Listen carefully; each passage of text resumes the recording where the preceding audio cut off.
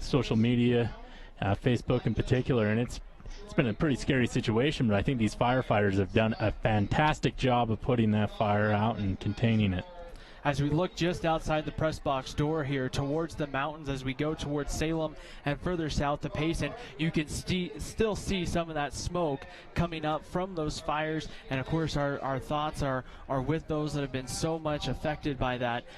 Many of these first responders came down off the mountain to be here for this, and then after this they're going to go right back up and continue to try to get that fire put out here as we welcome everybody into Spanish Fork 17. It's high school football here on a Friday night. Great to be with everybody. Ryan Pickens and Chris Hurst back, and now we get set and ready to go, Chris. It is region play. Everybody 0-0, and now the run for the playoffs begin. Yeah, both teams went 2-2 in the preseason. I think this is going to be a battle tonight. Both teams, I've seen them play. Salem the one time, Spanish Fork a couple times, and it's going to be the matchups of these teams are about even. As you can see, that smoke, they're so far off in the distance, but yet so close to these two communities tonight. And really, Chris, this is the kind of game that we could see tonight with both these teams, where we could see an offensive showdown, we could see a defensive battle. It could be either where an offense has to maybe just get a few more things going, or it could be the fact that a defense could have to make a tough stand. Yeah, I think what we're going to see, though, I'm hoping for at least, is a shootout. I think both teams have very capable quarterbacks. Salem Hills is led by Jorgen Olsen. He has 841 yards passing in 4 games, and Spanish Fork, of course, is led by Parker Swenson, who is looking fantastic and very comfortable behind center this season. Now for Spanish Fork, it has to be exciting as we take a look, an aerial shot looking down here at Spanish Fork High School. You see Salem Hills there in the white. They're kind of stretching. They haven't warmed up over here. I believe they warmed up back over at Salem Hills and then took the bus over. And you can see right around the goal line, those are the first responders that are down on the field right now. As Spanish Fork was on the field, they're now heading back to the locker room. But Chris, we mentioned so much about, for Spanish Fork, how exciting it has to be to get back on the field after going to Cypress, having a lead late, and then the Pirates found a way to come from behind and really steal one, 35-34. It's going to be exciting for Spanish Fork to get back on the field tonight. Yeah, and Cypress came roaring back with 28 points in the fourth quarter, so a little bad taste in Spanish Fork's mouth as they went into that bye week, but I think they'll be excited to play Salem. And unfortunately for Salem, they had to cancel last week's game as there was too much smoke in the area for that game against Corner Canyon to be played. So it'll be really interesting tonight to see. The last time we saw Salem Hills and the last time the Skyhawks were on the field, Chris, it was against Maple Mountain. They pull out a 28-25 victory against Maple Mountain. And Chris, there's a lot of things when you look at that Salem Hills team that you're going, boy, you did really well, and you could be a force here in Region 10. Yeah, they played an excellent ball game outside of one thing. They had a lot of penalties and a lot of costly penalties that stopped drives and then also allowed Maple Mountain drives to continue. So that's one thing they'll have to clean up if they want to beat Spanish Fork tonight. Salem Hills right now going to the opposite end of the field here, I think, to wait for Spanish Fork at this point here. The teams are supposed to take the field around 6:55 or so. We're supposed to have the national anthem here in just a couple of minutes. It should be fun and exciting. You talk about, for both these teams, how big these first two games for Salem Hills are going to be, Chris. Tonight they're playing Spanish Fork. Next week they get Orem. They're very front heavy, where Spanish Fork may have an advantage in the schedule because of the fact that they get Salem Hills tonight and they don't get Orem until that last game of the year, which could set up that Orem Spanish Fork game to decide Region 10. Right, and Spanish Fork's starting to make their way out here to the field. We'll see them in a minute, but you're right. Salem Hills, wow, if they lose tonight, it is going to be tough to beat that Orem team. That is the perennial favorite to win Region 10. So this game's critical for Salem to get some confidence going into that Orem game. But like you said, yeah, for Spanish Fork, they play Salem Hills, which Salem Hills and Spanish Fork, in my opinion, are the 2A, 2B teams in this region. This game could go either way, and Spanish Fork doesn't play Orem until the end of the season. Right now in Region 10, Mountain View is 1-0. They're on top of Region 10. Payson at 0-1 at the bottom. Everybody else in the middle. Mountain View is at Orem tonight, and then Payson is heading to play Uinta, and so an opportunity there as we get set. Spanish Fork is just about here onto the field right now.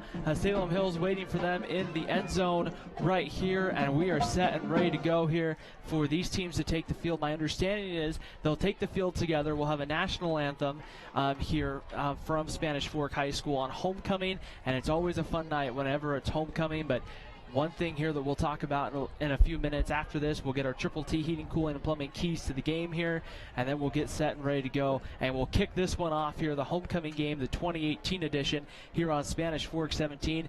I believe it's our second homecoming game of the year. We had Lehigh's last week here, Chris, and we'll see if we can maybe get to be 1-1 on homecoming nights. Yeah, we'll see. Maple Mountain last week kind of just got out of that ball game early and was never able to get back in it. Okay, we're gonna.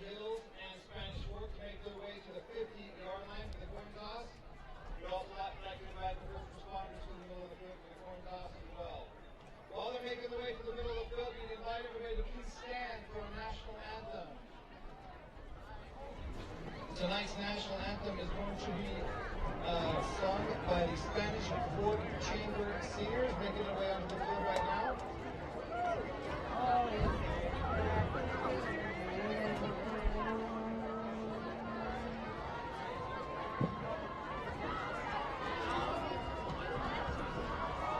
So right now, just moments away from the national anthem here on Spanish Fork 17. The two teams right now in the end zone here as we'll get ready for the national anthem here on Spanish Fork 17.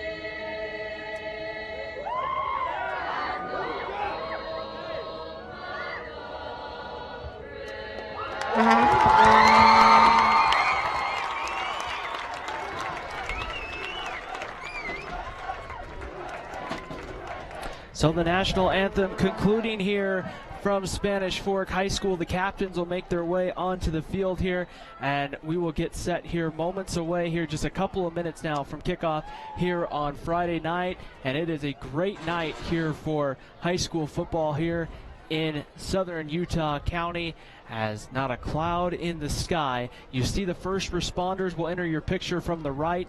They are going to head to join the captains for the coin toss right here.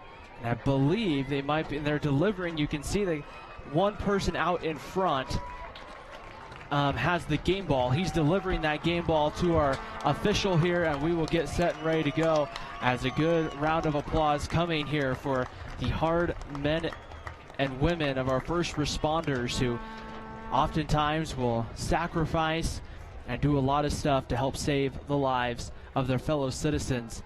As we get set and ready to go. Coin toss going on. We'll know here in a moment, Chris, as to who has the football first right here. As you can see that shaking the hands there with the head official. There's the game ball right there, about to be handed to the official. And these are moments, Chris, you don't always get to see the coin toss here between teams. Can you describe kind of exactly what's going on right now? Well, I think they're going to toss the coin. The visitors will select either heads or tails, and whoever wins the coin toss will decide whether they want to defer or receive the ball. It's mainly, I think, what's going on, but also team captains usually represent, and those are the leaders of the team, so it's an honor to call the coin toss. But this is pretty exciting to have the first responders out there doing that. That's pretty cool. Spanish Fork, you can see them talking to them. Spanish Fork, it appears, won the toss right there, and the first responder handing the football to the official actually did the coin toss tonight. So we'll see exactly how all this shapes out here momentarily here as we get ready to go here. They'll now change. They'll go to the sides of the field they'll be going to here. You can watch the official there as he'll go over now. He'll say, okay, Spanish Fork wins the toss. They'd elect to defer. That's what the kind of the incomplete pass signal was, and then he says Salem Hills will receive. So Skyhawks will get the football first here, and now they'll kind of shake hands, say good luck, and we'll get set and ready to go. They'll join their teams, and the two teams will take the field here. And exciting here. A lot of emotion, obviously, with this game, and the timing of it, unfortunately, or maybe fortunate, however you want to look at it, bringing these two teams together, very close knit communities, very close bordering towns. Definitely an exciting moment here, and this is something you won't see too often, the two teams taking the field at the same time. Yeah, that's an awesome sight. I'm sure a lot of love shared before the game, and there'll be a lot of love lost during the game, and we should have ourselves a great game, and hopefully this is a break for some of the people that have been affected by the fire, and should be an entertaining matchup. First responders leaving the field, and here comes Salem Hills. They will enter the field here, and Spanish Fork momentarily here on homecoming. Chris, homecoming's a little bit different of a scenario here, as we have an opportunity now tonight to sit down and play football for the next 2.5 to 3 hours. But homecoming, as a player, there's a lot of distractions throughout the week. As a coach, how do you handle getting your team focused to play a football game? Yeah, there is a lot of distractions. There's a dance tomorrow night, a bunch of activities during the week, a lot of fun. I think the key is just realizing, hey, it's a football game. We got a job to do. Let's take it as a job. And you don't want to lose on homecoming, because a lot of people are in the stands traditionally in homecoming games as well. Spanish Fork taking the field here. It will be Dons and the Skyhawks coming up here in just a minute here. Let's take a moment here before kickoff, and let's take a look at our Triple T Heating, Cooling, and Plumbing keys to the game tonight. We had one final change on our final key here, and that, Chris, let's start at the bottom tonight. Play until the final whistle. Yeah, and we saw Spanish Fork last week or 2 weeks ago, where they lost a game in the fourth quarter as Cypress came roaring back and scored 28 points in the fourth quarter to win that. So you got to play until the final whistle. And then also our other keys are, I think Spanish Fork needs to pass the ball with efficiency. So far this season, Parker Swinton's completing 65% of his passes. He's been doing a great job of that. And then they got to also limit Jorgen Olsen on the other side, where he's thrown for 841 yards. So I think the key to the game is which secondary shows up. So it should be an exciting game. I'm excited to be here with you, Ryan, and get this thing kicked off. Well, we'll get ready to play 4 quarters, settle in here on a Friday night. It's high school football under the lights. Well, not quite yet, but soon we'll be under the lights. Salem Hills in the all-white uniforms with the sky blue helmets. Spanish Fork in the red tops and the black pants with the silver helmets. We're set and ready to go. Spencer Red has the ball teed up. It will be Blake Hoffines and number 10, Jake Lyman, back deep to receive here for the Skyhawks. And we are underway here from Spanish Fork. It will be Hoffines from about the 4-yard line as he gets across the 15, out across the 20, making a couple of men miss, gets outside of the opposite side of the field, and will be chased out of bounds. And so not bad field position here for the Salem Hills Skyhawks. Chris, you talked about their dual threat quarterback and Jorgen Olsen, and he might be one of the big keys tonight for that Salem Hills offense. Yeah, like you mentioned, he's the leading rusher for Salem Hills, so Spanish Fork's going to definitely have to have a spy on him, know where he's at all times. So we'll take a look here for the Salem Hills Skyhawks, as I believe that's number 20, Ty Callister, gets the start tonight, or at least the first play tonight in the backfield. And I think we're They think they had to change the spot of the ball, it looks like, as everybody moves up a yard. Ready to go, 1st and 10 Skyhawks from their own 27-yard line. Devin Johnson goes in motion, and here's Callister on 1st down, and he finds a way into the secondary before Ben Boyak's able to bring him down, and Salem Hills has a 1st down on the first play of the ball game. Yeah, that's exactly how you want to start it out if you're Salem Hills, with a little power football and a great run there that time. So 1st down for the Skyhawks to the 42-yard line. Jorgen Olsen will be all by himself here, and he's a threat to run the football, so you always have to watch. And here's a quick kind of reverse kind of on the touch pass. There's a penalty flag that comes in from the back judge, as it was Reed Johnson, number 1, that took the carry. And I'm sorry, there wasn't, it looks like, a penalty flag. I thought I saw something fly. There's some fans with some cheese hats. They're throwing them up in the air. It looked like a flag. It's yellow, right? You know? Yeah, a little yellow in the sky. Looks like a flag. 2nd and 4 for Salem Hills. Here's Ty Callister straight up the hole again. Has another 1st down inside Spanish Fork territory to the 44. And Salem Hills having a heavy dose of the run game so far. And Ty Callister has another 1st down. Yeah, and that's one thing Spanish Fork I thought had improved on earlier this season, was stopping the run. But Salem Hills is just gashing Spanish Fork at this point in the game. 1st down and 10, ball on the 44-yard line. Reed Johnson in motion again. Here's the quick screen pass. That one's going to go incomplete. It was intended for number 3, Thomas Wilson. Yeah, a lot going on that play, and none of it good for Salem Hills, as it looked like Spanish Fork's defense disrupted the timing of that little screen pass. 2nd down and 10 coming up here for Salem Hills. Ball in the Spanish Fork 44-yard line, and here's the give straight up the middle, and that is going to be number 8. That is Sam Hughes on the carry. We saw a healthy amount of Sam Hughes a few weeks ago against in that Salem Hills Maple Mountain game. Yeah, and Salem Hills is giving the ball to everybody to carry so far tonight. 3 receivers to the top of your screen at home.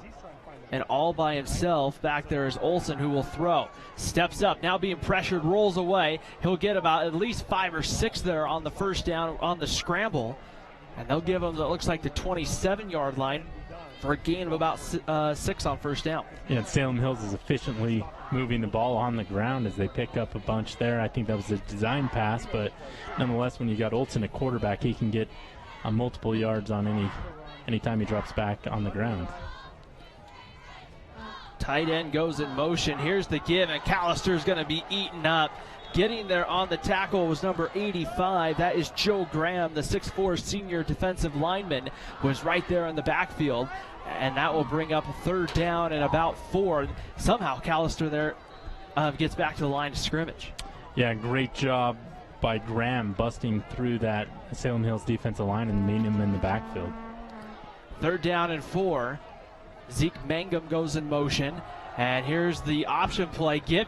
Pulling it late there was number 20, Callister. It was kind of out there, and I think a late decision made there by the quarterback, Olsen, whether he was going to pull it, Chris, or give it to Callister. Yeah, and Josh Trapney did a great job of blowing that play up and making Olsen have to hand that off, and then it was cleaned up by Joe Graham. So great disciplined defense by the line there for Spanish Fork.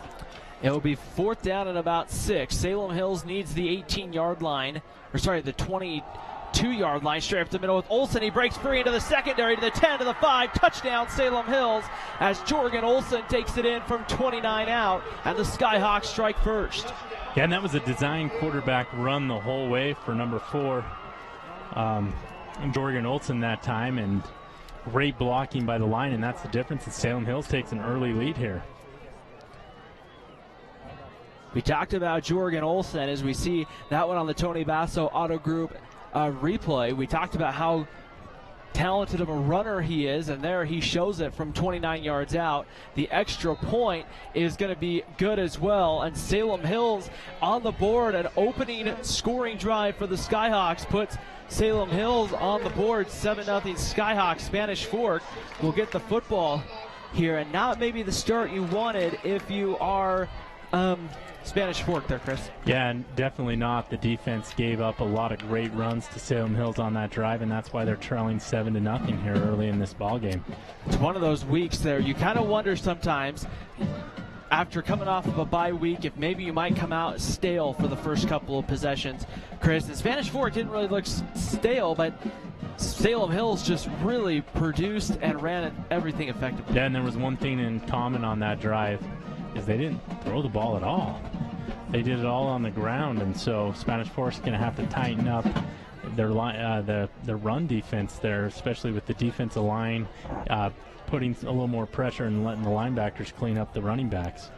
Luke Clausen, who put the extra point through, will now get ready to kick the ball off here for Salem Hills. Dallas Iera, the only return man, back deep for Spanish Fork at his own 2-yard line, and this kick will go to about the 10 and just bounce and just die there on the turf. Picked up quickly by Iera, and Iera is going to be dropped back inside the 15. They're going to mark it at about the 13-yard line for Spanish Fork to start, Chris. And now we get to see Parker Swenson, who's had a pretty good year in his first year starting at quarterback. Yeah, and he's looked very comfortable in the pocket, especially as he's scrambling out to the side. He's been accurate on the run. And so I think Spanish Fork, you probably don't want your quarterback to roll out, but he looks a lot more comfortable when he does. So it'll be interesting to see tonight how offensive coordinators Jake Brandon and J.R. Brandon start calling some plays up here, as Kimball Morley in the backfield on 1st down and 10. As we see some of the fire trucks head down Main Street here, head up Center Street to Main Street here in Spanish Fork. Here's Kimball Morley, gets the 1st down pitch, and nothing's going down. In fact, Morley's going to lose 3 or 4 yards on 1st down. I think, was that Mulestein with the carry? No, you're right, Morley, number 16. Yeah, and that was just trying to use the jet sweep that time, and nothing going there for Morley. We'll bring up 2nd down and 14. Spanish Fork, there as you see, we have the drone up tonight, bringing you some nice aerial shots here from Spanish Fork High School. Parker Swenson, once again, this time all by himself here, as the Dons have it, 2nd and 14 from their own 10. And Swenson will go back to throw, steps up, now rolls away from the pressure, looking downfield, has a man out there, but overthrew Trey Lofton just out of the reach of the fingertips there of Lofton, and that brings up 3rd down and 14. Yeah, great job by Swenson avoiding pressure and then just throwing it a little too hard to Lofton that time, but credit Salem Hills defense for getting a lot of pressure on him. And so now, really, when you take a look at it for Spanish Fork, not much you can do here outside of taking a shot down the field. 3rd and 14 for the Dons. Salem Hills playing a lot of man coverage, especially outside. Swenson steps up, gets away from one man. Gonna have to do something with it. Takes a deep shot, has Iera out there and overthrew Dallas Iera. He was open and behind the secondary, and if he comes down with that, Chris, it's a foot race between him and Taylor Berg, and that's a play I'll take Iera's speed any day. Yeah, absolutely, and it looked like Iera slowed down on that play a little bit, and Swenson, threw the ball 50 yards downfield and showed off his arm strength. Holy moly, he's got a cannon for an arm. Caden Holt will come on to punt here, and Salem Hills does not have anyone back deep. So they're look like coming for the all-out block. And that one, they're not a great kick by Holt. It's going to bounce it around the 42, takes a nice Spanish Fork bounce, but then bounces back towards, it takes a Salem Hills bounce. Yeah, it took a bounce both ways, ends up meeting in the middle, and Salem Hills will have great field position. They'll start at the Spanish Fork about 45-yard line with 7 minutes and 50 seconds to go in the first quarter. We saw Salem Hills have an opening drive that ended in 6, Chris, 7 after the extra point. And we didn't see them really put the ball in the air a ton. We saw a heavy dose, though, of the run. Yeah, we did. So Spanish Fork, I think, needs to sell out on the run and allow Olson to beat him through the air.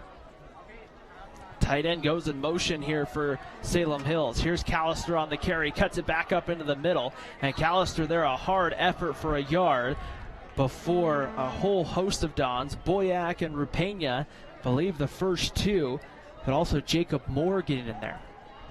Yeah, a lot better job of run defense there, and Salem Hills is only able to get a couple, and I think that's a generous spot based on what I saw. Second down and 8, 7:23 to go, first quarter. Reed Johnson goes in motion. Here's again that little touch pass on the sweep. Johnson's able to cut his way back up inside the 40. He'll pick up about 4 yards and makes a manageable third down and about 3, maybe 4 coming up here for Salem Hills. Yeah, absolutely. And if you're Spanish Fork, you got to be maybe watching for play action pass here because it is 4-down territory. Zach Buse, the deepest safety, playing about 6 yards off the ball. And penalty flags fly and appear probably to be in the area of an illegal procedure. It's the first penalty we've seen tonight, and it will be a procedure call here going against Salem Hills. And that's huge because it was 3rd and manageable that time, about 3rd and 4, and now that'll bring it to 3rd and, I guess it was 3rd and 3 to about 3rd and 8. You basically just take off the board the second down play on the run. And you just got Callister once again, the deep back. Olsen will go under center. Devin Johnson, the tight end, in motion across your screen. Here's the play action pass. Pressure comes. Olsen hit as he throws. Has a man out there. Got enough on it, and that should be and will be a touchdown as it's Thomas Wilson, and Salem Hills goes up 13-0 here in the first. Great job by Olsen hanging in the pocket. He takes a shot at the end of the play, but he's able to get the ball off to Wilson, who completes it in a second huge play for Salem Hills early on in this ball game. So coming on for the extra point will be Luke Clausen.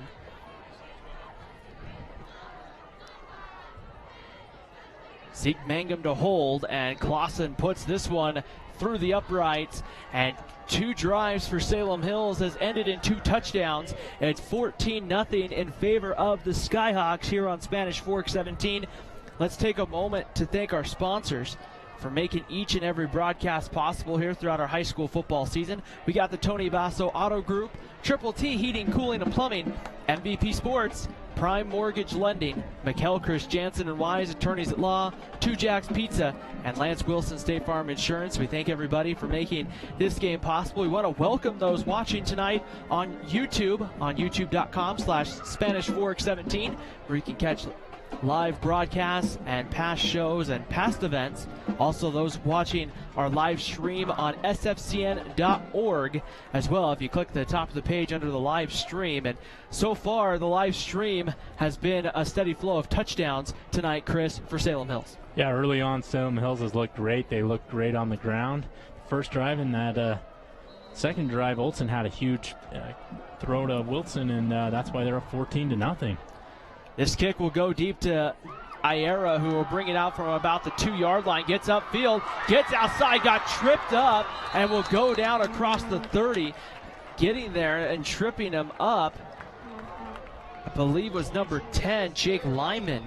Just happened to get enough of the shoe there just to stop the momentum. Good field position, though, or better field position for Spanish Fork, as Parker Swenson, the quarterback, comes out here for his second drive of the night, and Spanish Fork maybe looking, Chris, for a little more of a fluid drive. Yeah, and they need to pick up some first downs. Their defense has been gashed, and they've got to, we might have a shootout, and they might not be involved.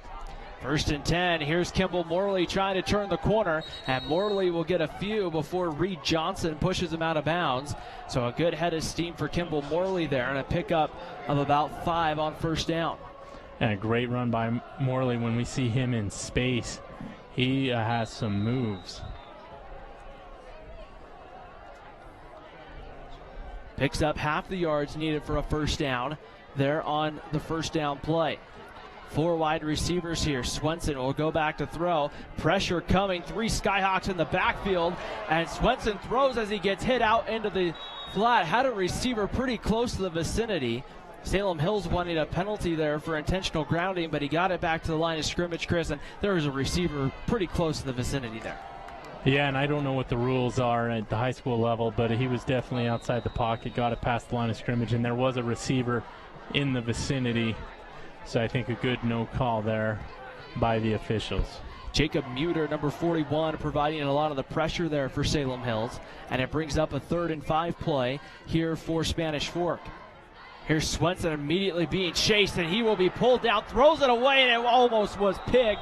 Zeke Mangum, or I think that might have been Jake Lyman. That was Lyman, number 8, had that one, hit him almost there in the chest. Sorry, no, that was Sam Hughes. And that one there hit him right in the chest, Chris, and that could have been an easy pick 6. Yeah, that could have been 21-0, and that would not be the way Spanish Fork would want to start this ball game now. They're going to have to punt here, and they're going to rely on their defense to have to get a stop because they can't afford to fall down 3 touchdowns early in this ball game. Thomas Wilson, number 3, who had the touchdown a few minutes ago, will go back to receive the punt at his own 20-yard line. Caden Holt gets a low line drive kickoff. It will take a nice Spanish Fork bounce inside the 15 to the 10 and will roll dead at about the 8-yard line. So the Dons able to at least flip the field position here with 5 minutes and 46 seconds to play. But right now the defense is going to be tested here, Chris. You really need a 3 and out. Yeah, you do if you're Spanish or your Spanish Fork, and then also this is the area maybe where you want to put a little pressure and see if you can't make Salem Hills make a mistake because they're deep in their own territory. They'll mark the ball officially at the 6. As if you're just joining us, it was Jorgen Olsen from 29 yards out on a touchdown run, and then Jorgen Olsen to Thomas Wilson from 44 yards out to give Spanish or Salem Hills a 14-0 lead. Skyhawks started throwing 6 with Ty Callister in the backfield. And he'll get the call here on first down. Tries to get outside. He'll get a yard, maybe a yard or so. Jacob Moore, Ben Boyack, Zach Buse getting there for Spanish Fork. Yeah, and great job of Spanish Fork's linebackers moving laterally to make sure McAllister wasn't able to get out of the backfield. Callister there will be officially awarded a yard. A lot of effort there for a yard, but it'll bring up a 2nd and 9 play here for Salem Hills. The quarterback, Jorgen Olsen, back deep. Here's the keeper up the middle with Olsen, gets outside, and then forced back into the middle right there, and Jacob Moore able to bring him down, but Olsen will pick up a couple to the 9. Yeah, great job by Spanish Fork on another play now. Last time it was 3rd and long for Salem Hills. They ended up throwing that bomb, so I think Spanish Fork secondary needs to be ready on this play. The tough part with it there is you put in a position where such a run-heavy team, it's easy to want to creep those safeties up into the box, but then you have to watch out for the shot over the top. Here's a 3rd and 7. Olsen steps up, rolls away. He's just going to try to run for it, cuts back, beats Jacob Moore for a second. It's going to be close, but I think he's going to be about a yard short. Yeah, looks like where the official's at, he might be actually 2 yards short of that marker. So that'll bring up 4th down. He needed about the 16 and a half or so, and they're going to give him the 15, and that will bring up a 4th down, and they will punt here. Or they will at least bring the punt team on the field, and Dallas Iera will drop back to about his own 43-yard line to receive the punt. And a great job by Spanish Fork's defense, playing a lot better on that set of downs than they had on the earlier 2 drives. Salem Hills had kind of an adventure in the punting game a little bit against Maple Mountain. They had a kick blocked at one point, and now we got to delay a game. And that's going to move them back now to about the 10-yard line, which means Josh Crippen, the punter, will be punting from in his own end zone, which puts a little bit of pressure on the center, Chris, because now a high snap or a low snap, and it's an easy way for Spanish Fork to get a couple of points in the ball. Yeah, and that's just a huge mental mistake by Salem Hills. They should have used the timeout as the clock was running down in that situation. Crippen about 5 yards deep in his own end zone. Good snap, a little high. They'll get it off the pump from about the end zone. Iera will go back to receive it, and he'll just get away from it, and it will be down at around the 42-yard line, and that's where Spanish Fork will start their next possession with 3:40 to go in the first quarter. Salem Hills 14-0 lead.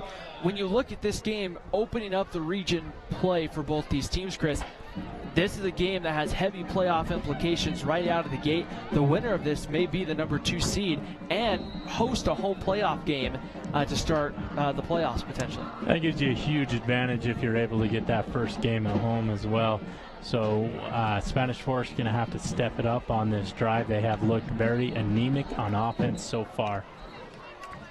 And now we're going to have a time, whistles blown, and we'll take a look here and see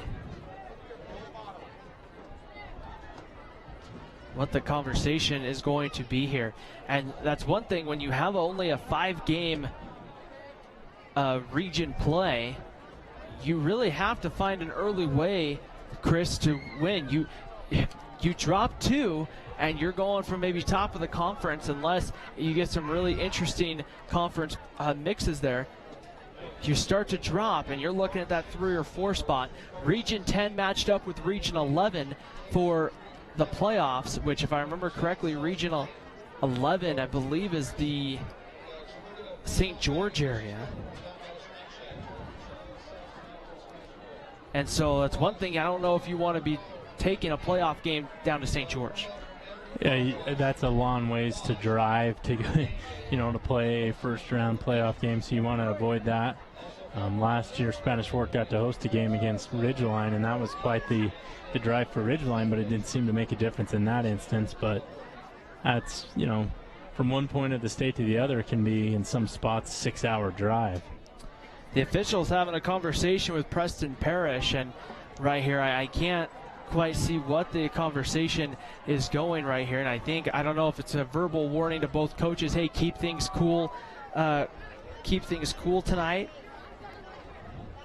Sorry, and I'm going to stand corrected. Region 11, the teams in there would be Tooele, Ogden, Stansbury, Park City, Bonneville. So a pretty open, wide area. Region 9 is the region when you go down to the St. George area.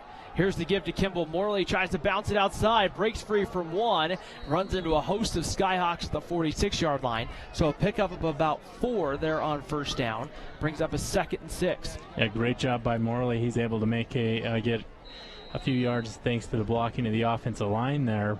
If you're Spanish Fork, he has big playability. You just got to get him a big enough crease. Bring up 2nd and 6 here for the Dons. 4 wide receivers, Morley the deep back.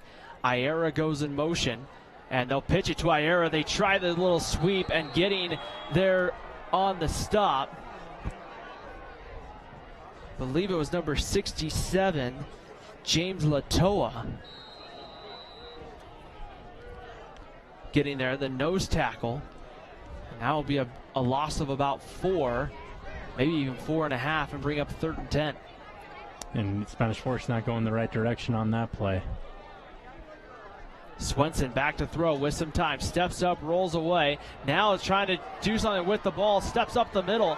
Looking to try to see. Breaks another tackle. Takes a shot deep. Iera's open in the end zone, and he's going to come up with it. Yes, he did. Touchdown, Spanish Fork. Holy cow. Look at the arm on Swenson on this play as that thing traveled over 55 yards in the air, probably closer to 60 to get down to Iera. Jeez. That is going to end up being a 68-yard touchdown pass. 58-yard touchdown pass, sorry. From Swenson to Iera that ends in 6. The only question is whether Iera came down with it. Spencer Red puts it up and through, and Spanish Fork has a little bit of life. 58-yard strike from Swenson to Iera. And Spanish Fork is on the board on homecoming. Yeah, and if you're Salem Hills, that's twice they've been beat deep, and just the one time Iera slowed down on it. So if you're Salem Hills, your safety has to be cognizant of how far Swenson can throw the ball, and I think that will loosen up Salem Hills secondary. A big touchdown pass there. You can kind of just feel the life now here on the Spanish Fork sideline. And Chris, those are the kind of plays, and I don't know, early to the plays that we've seen, Chris, that might be the play of the year so far. Yeah, and I didn't realize how far Swenson could throw the ball, because that is a lot farther than the average high school quarterback can throw it. When he threw it at first, I was watching it. I was kind of just watching the trajectory of the ball. I was like, I don't know if that's going to get all the way there, but it just had some good carry on it there, and ends up working for 6. Spencer Red will kick it away here for Spanish Fork. Back deep to receive for the Skyhawks. The bottom of your screen will be Blake Hofines, and to the top of your screen is number 10, Jake Lyman. This one will go to about the 1. Hofines will bring it out across the 10 to the 15 and be brought down around the 22-23 yard line.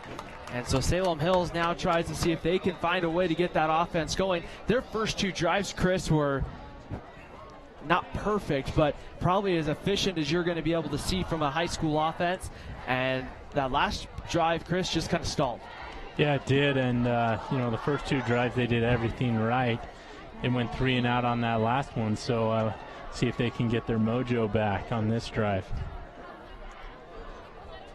We've had a high-scoring first quarter, 21 points scored between both teams, 3 touchdowns on about 5 possessions. And here's, again, that little sweep with the inverted pass. They get it in there. Zeke Mangum doing some dancing. And Mangum there's a penalty flag that is down in the backfield. A lot of effort there, and Mangum, I believe, lost a yard or 2. And we'll see here what the penalty is going to be, but it's going to be against Salem Hills. It's going to be, it looks like a block in the back against the Skyhawks. And that, Salem Hills against Maple Mountain had multiple penalties that sometimes you were able to overcome. I don't think they'll be able to do that against the Spanish Fork defense. For Salem Hills being thrown into the beast, getting Spanish Fork and Orem, they really could start 0-2, but then they get their next 3 games, Chris. The final 3 are all at home. Yeah, it's kind of an odd schedule they play for home and away this season. They'll go back inside the 9. Ty Callister up the middle on his first carry. And Callister there gets out across the 16. It was a 1st and 22 play. And now it will be a nice chunk there picked up. It's going to be about 7 on first down for Callister. And unfortunately with that block in the back penalty earlier, they're still second and forever. Second and about 15 to go here. 2nd down and 15 here from shotgun. They're going to go here with 4 wide receivers. Here's the give straight up the middle. Callister trying to fight his way through. Couple of Dons getting in there. Jacob Moore, number 12, who's had a busy night, was one of the first Dons to get there. And that will bring up a 3rd and long. Yeah, and Salem Hills had all the momentum in this game, and it just seems like Spanish Fork's taking that away. So Salem Hills in an obvious passing down, and then Olson's got the capable arm of helping him pick up the first down on this play.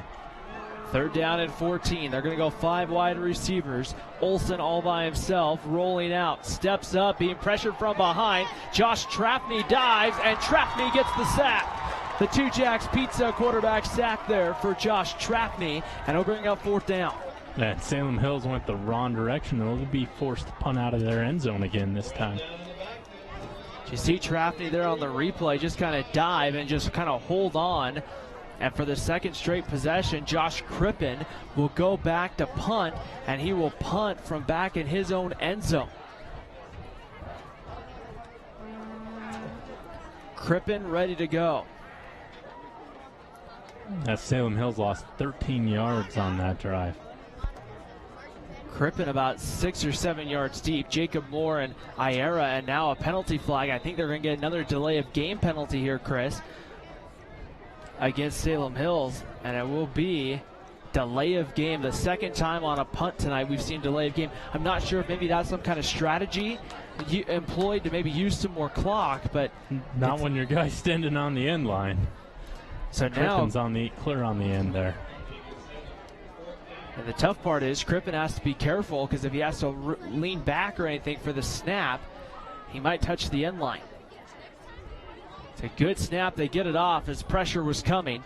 It's going to be Iera back deep, and he'll just kind of run away from it, and it will be down at about the 49-yard line with a 2.5 seconds remaining on the clock. But there is a penalty flag back around the 16-yard line.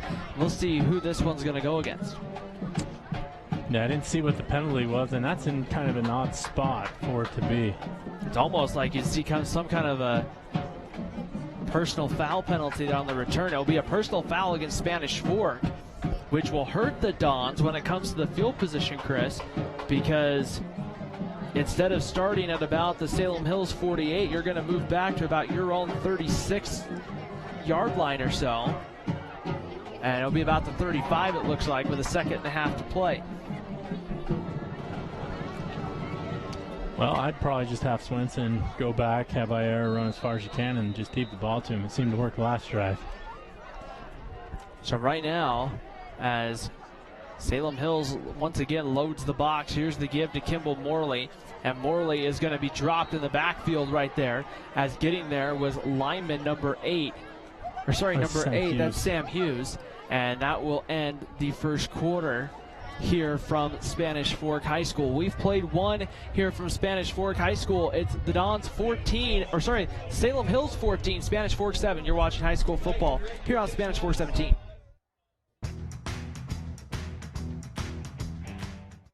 Hi, welcome to Two Jacks Pizza. For the best pizza you'll ever taste and our world-famous cheese sticks, come to Two Jacks Pizza on Main Street in Spanish Fork, or call us for a quick delivery. Are you hungry yet? This is your home, your car, and you want to give them the protection they deserve. With home and auto insurance. See your good neighbor State Farm agent Lance Wilson for your insurance and financial needs. MVP Sports is the #1 source for sporting goods in Spanish Fork. Football, soccer, all the fall sports, we've got you covered. Check out our new custom t-shirt builder. Design at home and we'll build it for you. MVP Sports, 72 North Main in Spanish Fork.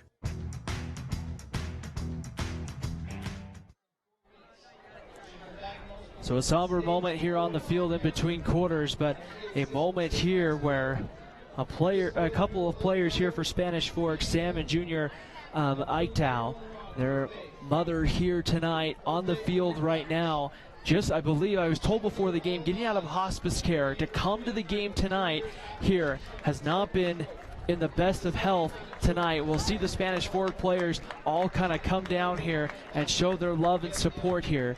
And one of the great moments, Chris, that we've seen here over the last few years, it's always tough for a parent to not be able to be there when your son or daughter or whoever is playing, when you have loved ones on the field, and much less tonight to have an opportunity to be here on homecoming when your two sons are seniors. Right, and they're both big contributors to the Spanish Fork line there.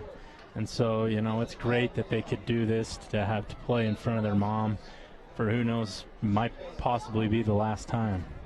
It's one of those tough things, and definitely we're hoping that things go as smoothly for the family as they can, and that the players have a good rest of their senior year here tonight. That's definitely one of those somber moments, but we're excited and happy that they are here tonight to be able to watch her son play. They have a tent set up down the towards the south end zone here, and that's where the family tonight is, as the refs held up the game until this all got done, and it has been definitely a great moment here for head coach Preston Parrish going over and giving his support. And now Spanish Fork will find themselves in a 2nd down and 13 from the 32-yard line, and they throw this one out to Kimball Morley, and Morley is going to be dropped in the backfield. Once again, I believe that was Sam Hughes, number 8, who's been all over the field defensively tonight for Salem Hills. Yeah, and Morley's going to have nightmares of Sam Hughes tonight, as he's just been wrecking all sorts of open field opportunities for Morley. And for Spanish Fork, the run and short game hasn't really been working. Outside of that long play they haven't picked up a first down in this game, and technically since they scored a touchdown, they haven't picked up a first down. It'll bring up a 3rd down and about 15 here from their own 29-yard line. They're looking for the 45 to convert. Swenson steps up, rolls away from the pressure, and he will head towards the sideline and get escorted out of bounds by none other than Sam Hughes, and that will bring up a tough 4th down and a punting situation here for Spanish Fork. Yeah, and Spanish Fork's offense outside of one play has just looked, for lack of a better word, bad tonight. It's not been the easiest of nights here for Spanish Fork. Had a chance to catch up with head coach Preston Parrish this week, and I asked him, with all the fires and the smoke around as Caden Holt gets the punt off, how that affected their practice, and he said, well, we got pretty lucky with the wind shifting, as there we see down the sideline goes Reed Johnson, and Johnson gets out across the 40-yard line there on the return. those wind shifting for Preston Parish and the Dons allowed them to have an opportunity to practice here. But he said back in August, of course, the red and gray scrimmage got canceled. One day they had to practice down in Salem, and then another day, Chris, they went up to BYU and practiced at the BYU indoor facility. Yeah, it's been a crazy couple of months for fires and particularly smoke in this area as the canyon winds push it down in the mornings. And the thing to think about is, well, today's the last full day of summer, Chris. Tomorrow we jump into fall as the give goes to Ty Callister up the middle, and Callister there will get 2 or 3 yards on first down.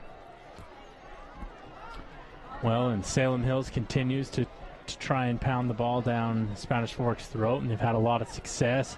Spanish Fork limited that play on that turn, but you wonder how tired Spanish Fork will be in the second half. Second down and 7, 14-7 lead for Salem Hills. 10:33 to play here in the first quarter, or second quarter, I mean.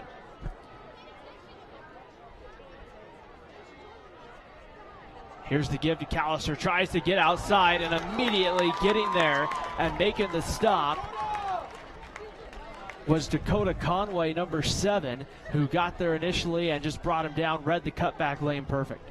Yeah, great job by Conway, and both of these outside linebackers for Conway and then Hughes for Salem Hills have been doing a great job of making explosive plays. Be third down and 9. Ball will be on the Salem Hills 43-yard line. Skyhawks haven't really had a big need so far tonight to put it through the air. Their bread and butter's been with the running game. Sets up the screen pass there. It's complete to Hughes and back to the line of scrimmage and nothing more on the screen pass. Yeah, great job by Spanish Fork's linebackers recognizing that, and the defensive line, of course, moving back as well, and that blew up the play. Bring up fourth down, and they'll run Dallas Iera back deep. Here, as we'll see, I believe that's going to be Josh Crippen again. It will be Crippen coming on to punt back deep inside his own 30-yard line. And great job by Spanish Fork's defense. 3 stops in a row now. A good kick, but away from everything. Will go out of bounds on the far side of the field. We'll see where they mark it off to. It looks like it's going to be right around the 18-yard line or so, in that range there where we'll get ready to start. So we've seen both teams go back and forth on possessions. Chris, what have you liked so far from each team offensively? For Salem Hills, I like the early running game, but they've struggled as of late. Spanish Fork's made some adjustments, and Spanish Fork's offense, outside of that touchdown bomb thrown by Swenson to Iera, not a whole lot to like. First down and 10. Don's back at their own 17. Swenson tries to throw pump fakes and then gets that one complete out across the 30-yard line. That's to Iera. And there's a penalty flag, however, in the backfield, probably in the area of holding. Yeah, and that'll unfortunately negate Spanish Fork's first down throw there. And you can't afford those mental mistakes, especially when your offense is struggling. Some nights you can get away with it. Just doesn't feel like it's one of those nights that Spanish Fork can have too many penalties and pick up first downs. So move the ball inside the 10-yard line for Spanish Fork, and believe mark it at around the 6 here, where they'll get ready to go here. It will be a first down and about 20. Swenson steps up, and immediately he's going to be dropped. And the question is, it looks like he's going to be right around the 1-yard line. Awfully close to a safety there. My question, I was quickly trying to find the officials to see where he was, and Salem Hills getting there for the Two Jacks Pizza quarterback sack.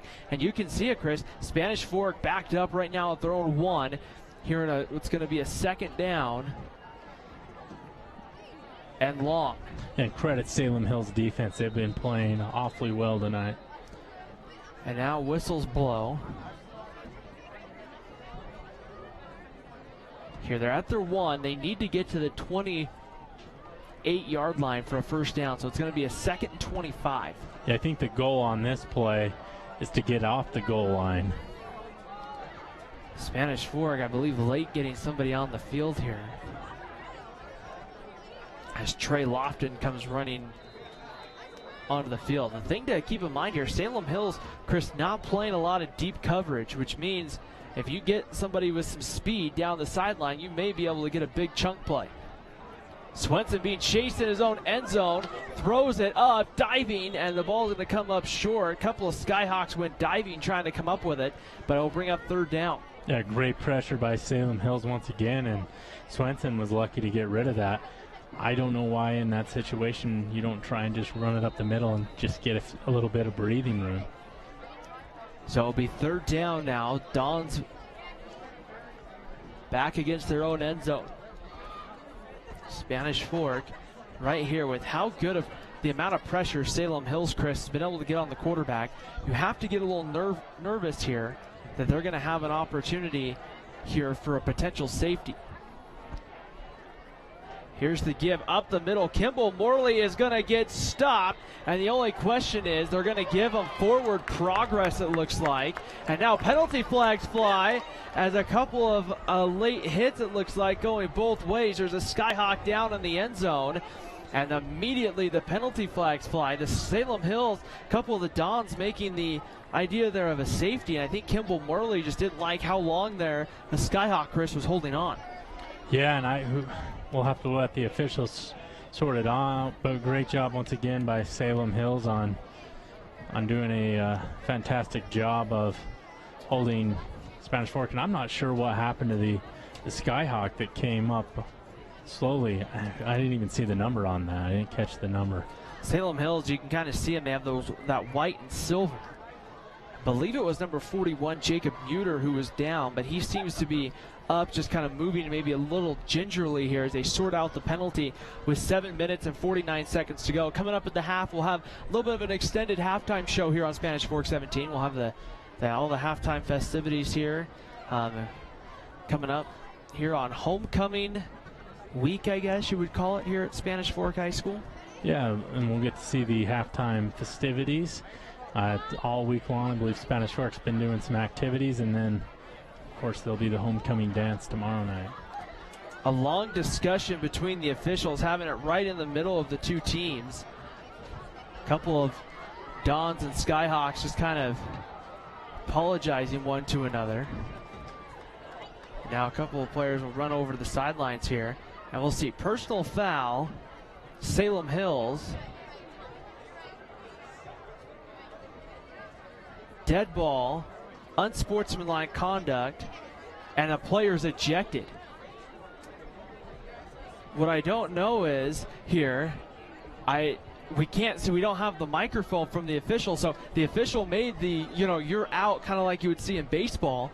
So somebody's been ejected. What I just don't know is which side it's going to be. I never saw them go unsportsmanlike conduct against Spanish Fork. I would say, wow, okay, so they took it out.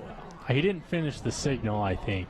That's what happened. I think Morley might have been kicked out because he came off the field, and I don't know what, and he's down here on the far side of the field by himself. So I believe he's been ejected. So they took the penalty on Salem Hills because it was during the play 15 yards. And then the dead ball, half a distance. And then okay, that makes sense. So then they end up getting half of it back. That's a big loss right there if you're Spanish Fork. Kimball Morley on the sidelines. You can tell he's probably frustrated with himself as a guy that's played quite a few varsity games. And now we'll bring up 3rd and 20 here. Don's ready to go back to work. And since I believe that was 3rd down, and since it was a penalty on Salem Hills and then a dead ball penalty on Morley, we're going to replay this down. And Spanish Fork gets a little bit of some breathing room here. Swenson back to throw, steps up, now takes off, and he's just going to get a few more yards and then be escorted out of bounds, and that will bring up 4th down. And a huge loss for Spanish Fork is Morley is the, all-purpose running back for Spanish Fork and has great agility when he runs. So instead, Spanish Fork's forced to punt, and we'll see if what Salem Hills can do when they get the ball. So now it will end up being a 4th down, and Caden Holt will go back deep to punt. Reed Johnson will go back for Salem Hills, and he's standing right now at the Spanish Fork 47, and Holt gets off a knuckleball punt to the opposite side of the field, gets a nice roll into Skyhawk territory, and it's down at about the 44-yard line. No hang time on that punt, just a line drive, just kind of almost like he just kicked it right off the front end of his foot. And so now Salem Hills will go back to work here. And that'll bring up first down for Salem Hills at their own 44, and they've got good field position. We'll see what their offense has in store. They did really great on their first 2 drives, and the last 3 Spanish Forks stopped them. It'll be first down and 10, ball on the 44-yard line here for the Skyhawks. Last year, Spanish Fork going to Salem Hills and ruining well, not really ruining, but spoiling is probably a better word, the homecoming for Salem Hills. Now Skyhawks trying to return the favor here. Here's Ty Callister straight up the middle, and he'll get back to the line of scrimmage. A whole group of Dons in there. This is where you talked about this rivalry, Chris, where now we're starting to see it get a little physical. So do you expect the officials to start calling things a lot more tight? Yeah, and I think that's what they did by ejecting a player and Morley on that last drive. But yeah, and both teams are physical. They both want to win this game, competitive teams. So hopefully things can stay relatively clean. Second down and 8. They'll give Callister a gain of about 2 yards on first down. Brings up 2nd and 8. Here's the give straight up the middle. Fighting right into the heart of the defense goes Callister. And Callister loses maybe a half a yard there. And that will bring up a third down play here in a moment. Yeah, it brings up 3rd and long, and Spanish Fork's been getting Salem in a lot of these. It seemed like Salem Hills' offense was clicking. They were picking up chunk plays, moving the chains, and now Spanish Fork's made some adjustments, and credit to the coaching staff and the players for doing so. 3rd down and 9. Jorgen Olsen and the Skyhawks will have to go to work here through the air. 4 wide receivers here for Salem Hills. Olsen back to throw, steps up, looking over the middle. Penalty flag comes in. Olsen will get a couple of yards. There's a penalty flag, however, back at the 39-yard line, thrown from, I believe, the official here from the sideline. We'll see what the penalty is here, and if it's on Salem Hills, which it looks like it is, if they're going to move him back, and Preston Parrish is telling him to move him back. And if that's the case, it would. The offense was going off the field, but if it would, it would be oftentimes a replay 3rd down. But right now, field position, this is where it's kind of tough between you want the football back, Chris, but you also want to think about field position. Yeah, and plus Salem Hills was in a better position to fake a punt, so maybe Preston Parrish was worried about that. Instead, they'll move back 15 yards. So bring up 3rd down. They'll move the ball inside their own 30 to the 29-yard line. There's really one thing you can do here if you're Salem Hills. If you want the first down, you got to throw deep. And they're going to have to hurry and use a timeout here. And this will be the first time tonight we'll see the Skyhawks use a timeout. They've taken 2 delay of game penalties earlier on punting situations, but with 5:46 to play before halftime, we'll take a moment here on Spanish Fork 17 to thank our sponsors for making this week and many other weeks possible here on Spanish Fork 17. Yeah, we'd like to thank Tony Basso Auto Group, Lance Wilson State Farm Insurance, MVP Sports, Triple T Heating, Cooling, Plumbing, 2 Jacks Pizza, Mikkel Christiansen Wise, and Prime Mortgage Lending for making this broadcast possible on Spanish Fork 17. And also you can watch these broadcasts on YouTube on the Spanish Fork 17 channel, or check it out on sfcn.org. So bring up a very nice 3rd and 25 here for Spanish Fork, or for Salem Hills. Now the Dons can just kind of play back in a cover 4, Chris, and just kind of make sure everything stays in front of them. Yeah, and that's exactly what they need to do, and see if you can't get a little pressure on Olsen with just blitzing 3 or 4. So with 5 wide receivers, Jorgen Olsen by himself here. We'll see if Salem Hills maybe goes conservative here. Reed Johnson goes in motion, and Olsen will go back to throw. They're looking like he wants to take a shot. One-on-one coverage, looking for Wilson. Underthrow him. Wilson makes an adjustment, but couldn't come up with it. Brings up 4th down. Yeah, great coverage downfield by Caleb Lundquist as he would make sure that Wilson didn't catch that pass. Thomas Wilson, the intended wide receiver. We've seen him make a couple of plays tonight, but a nice job there. Caleb Lundquist, one of those guys that a lot of people at Spanish Fork is really excited about. One of those maybe next level prospects here for Spanish Fork, and they're making a next level type play. 4th down and 25. Crippen into punt, standing on his own 15-yard line. Get the punt off. This is a nice punt, but a line drive punt to Iera, who will return it from the 28. Trying to get outside. Iera trying to use his speed. Picks up a block, but he's pushed out of bounds at around the 40-yard line or so. And a good opportunity here for Spanish Fork to start in plus field position at the Salem Hills 42-yard line. Yeah, and Spanish Fork will have great field position due to the return like you mentioned, but I'm curious to see who's going to be playing running back in the place of Morley. Usually that would go to Marco Williams, number 20. That's who's in the backfield right now. So we'll see here if the play call potentially changes here as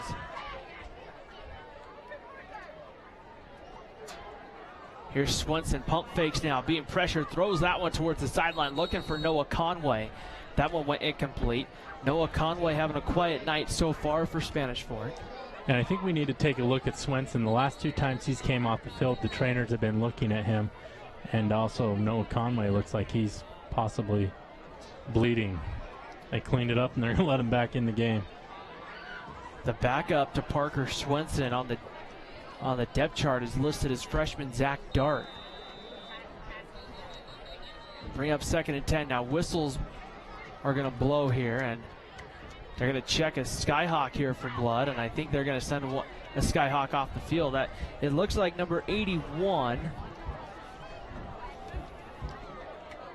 Who's not on my roster. It is number 81. So they'll run in number 31. Unless that's 87, Larson. Which I don't think it is. 2nd down and 10. An opportunity for Spanish Fork to maybe score before the end of the first half. Skyhawks look like they're coming, and penalty flags fly right as the ball is snapped. And we're, I think, going to have a procedure here against, a procedure penalty, I should say, against Spanish Fork. Well, it seems like a little low in the action here as the couple of penalties and now some, substitutions. And back on the field is number 81. Oh, and he has to sit out because the play never happened. He has to sit out one play. And back comes on number 31. Exciting television we have here for you on Spanish Fork 17 is 31's not on our roster either. That was not an instant replay of the previous play for those who may be wondering. 2nd down and 15. And now 2 or 3 D linemen jump here, and they're pointing the other way. And we'll see here who the penalty goes against. And from the early indications, it looks like it might go against Spanish Fork again for an early jump. Nope. They'll get the 5 yards back. They pointed this way against Spanish Fork, and one of the players looked at one another and kind of went, oh, what? So here they'll get the 5 yards back. A lot of good action here in the last minute. Hopefully we can get a snap off here. Number 81 did not run on the field this time, though. So 31 still in the game at corner for Salem Hills. Swenson takes a shot deep, one-on-one coverage, looking for Iera, and that one incomplete, and Iera thrown down at the last second. And that one goes incomplete. It kind of looked like just kind of maybe got feet tangled up. And that was great coverage. I didn't see who made that play, and we got a penalty now. Oh, no, that was the ball being thrown to the sideline. That was Reed Johnson, number 1, who was running stride for stride there with Iera. Yeah, great coverage by Johnson as he just blocked that away at the last second. So it'll be 3rd and 10, 5:17 to go. Here's Noah Conway, his first touch, trying to go the speed option to the right there, and nothing going on there on the kind of forward pitch. And Conway will lose a few yards, and that will bring up 4th down. And Spanish Fork's offense, once again, struggles. They go 3 and out with great field position. Anytime you start on the plus side of the field, you need to take advantage of that and at least come away with a field goal. So I'll bring up 4th down and 15, and Caden Holt will go back to punt. This is kind of where you need one of those line drive punts. Skyhawks look like they're coming. He gets a pretty good punt off. This one takes a nice Spanish Fork, bounce it around the 20, and will roll dead inside the 15 at about the 12 and maybe the 13-yard line. And Salem Hills will start now with the football deep in their own territory here with 4 minutes and 34 seconds to play in the first half. And I think if you're Salem Hills, you got to establish that running game. You did it. Your offensive line did a great job of controlling the line of scrimmage, so you got to talk to those guys and see if you can't get that going again, because I think that'll be the key to Salem Hills' success tonight. So we'll see here what the Skyhawks do. 14-7. We kind of wondered, Chris. We saw all 3 of these touchdowns scored in the first quarter, and I think you and I kind of both wondered, hey, we're going to have an offensive shootout tonight. But, boy, we've had a defensive battle here in the second. Yeah, we had an explosion to start the game, and now it's just slowed down. Here's the read option, the pitch to Callister outside. Bubba Rupena, number 44, getting there on the tackle for Spanish Fork. Brings up second and about 5, so pretty positive play for Salem Hills on that run. And we've seen the Skyhawks have drives last 3-4 minutes, and so something to keep an eye on here the rest of the way. They could have a drive here that uses the remaining of the clock. Here they get it to Devin Johnson, the tight end, on the quick hitter, and Johnson still fighting his way. He'll get it out to around the 19-yard line, so it's short gain of 2, brings up 3rd down and about 3. Looks like they're going to give him the 21 there, so a couple of yards to go there, but great gain tackling by Spanish Fork, as you can see on the Tony Faso Auto Group instant replay. Looks like they're going to give him some good forward progress, unless I just... 3rd down and 3 coming up nonetheless. And here we see that kind of diamond formation. Straight ahead, Olsen fumbles the snap, and the question, I think Salem Hills got back on it, and now some... Skyhawks won't have enough for a first down. They'll bring up 4th down here and about 2. They might have gotten a yard, but nothing really forward there on the fumble, and that will bring up 4th down. It looks like they spotted about the same spot, but watch for Salem Hills when they line it up in that diamond formation to have a quarterback run. They did that ad nauseum against Maple Mountain with a lot of success. Josh Crippen has been busy here in the second quarter. He'll stand back at his own 5-yard line, and Iera back deep at his own 44, and now penalty flags, and Zach Buse from his safety position immediately pointing, but we're going to have timeout called by Salem Hills before that snap got off. 2:36 to play here in the first half. 14-7 lead for Salem Hills. The Skyhawks scoring, but let's take a look next week here, Chris. We hit the road again. We've gone to pretty much as far north as we can in Utah County. Now we're going to go not quite all the way south of Utah County, but the southern point of our regions here, Region 8 and Region 10. We're heading to Payson for Spanish Fork against Payson. Yeah, that should be an exciting matchup. Payson's trying to rebuild their program. They lost their first region game to Mountain View, but nonetheless, it's always a battle when these two teams meet, and I believe that's Spanish Fork's played Payson more than any other team in the state. Which will be fun. I think that rivalry dating back to like 1917, the first time those two teams played, which should be fun. Payson tonight, they are over playing Uinta, so a nice long road trip for the Lions tonight. As Josh Crippen's back on the field inside his own 10, he's standing at the 6-yard line.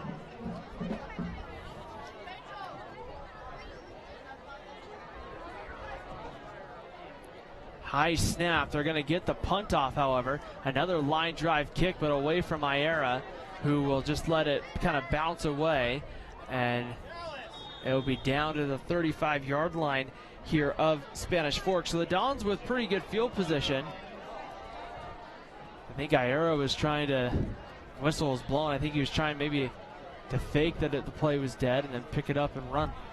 He might have seen that that fair catch last week that wasn't a fair catch. Arkansas and North Texas. Yeah. Sure that one got reviewed in the film room this week. Well, if not, if you're a football fan, you definitely saw it on the old Sports Center. at the half. We'll pass along some region scores here from throughout Region 10. We'll also check in a little bit with Region 8. Maple Mountain at home tonight for Springville. And there's the first down carry going for a couple yards there was Marco Williams. That brings up about 2nd and 7 with 2 minutes to go. Spanish Fork looks like they're in no hurry.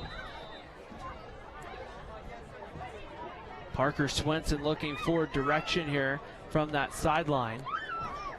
2nd down and about 2nd and 8, 2nd and 7 here. 10 on the play clock, and Spanish Fork now will come set at the line. Kind of surprised we haven't seen it now. Timeout, I think, is going to be called by Preston Parrish and the Dons. A minute 45 to go here before the half on Spanish Fork 17. Coming up at the half, we'll have our halftime festivities here, including the homecoming festivities, I believe, with the homecoming royalty here at Spanish Fork High School. We'll check some scores. We'll also review our Triple T heating, cooling, and plumbing keys to the game. And we'll get you ready to go here for the second half here at Spanish Fork, as we've had a back and forth contest here as night has fallen here on Spanish Fork on a Friday night here in late September. And it's hard to believe, Chris, that football season's already starting to wind away from us here. Well, at the high school level, but it's just starting to pick up in the NFL as the Cleveland Browns were able to pull one out, and that had been a couple Christmases since they'd won a game. 635 days before they win last night against the New York Jets. Parker Swenson back to throw, goes over the top, looking for Iera, but that one overthrew him and brings up 3rd down. Yeah, great arm by Swenson there, and Iera showed his breakaway speed. I can see why they keep going to that play, and if you can connect on that play, it's a touchdown. So you just got to get a couple of those tonight. And you don't have to connect on it, multiple times. Sometimes it just once a game, hitting that deep threat over the top can really change the course of the ball game. Swenson back to throw with some time, dances around in the backfield, throws it away, and that one will go, I believe, incomplete. I think he just threw it down. And there have been several plays where you could question whether there was intentional grounding on Swenson, and that happens to be another one. Bring up 4th down, and that will bring up a punting situation, as going back deep to receive or to punt will be Caden Holt.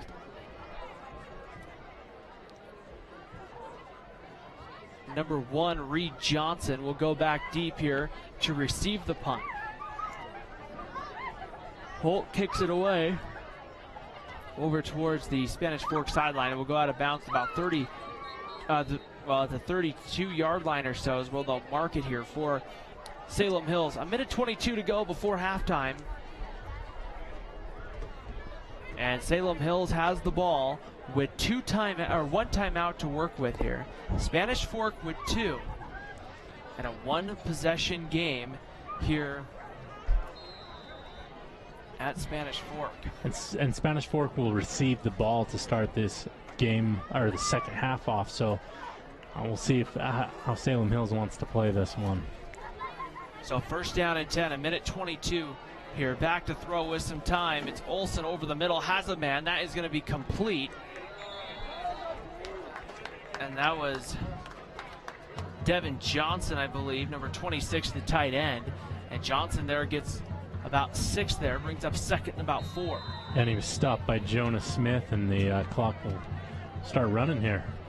1 minute to go here in the half. Olsen back to throw, looks in the middle, has his man Reed Johnson on the reception, but drops it. Zach Buse immediately hit Johnson, and that brings up a 3rd down play.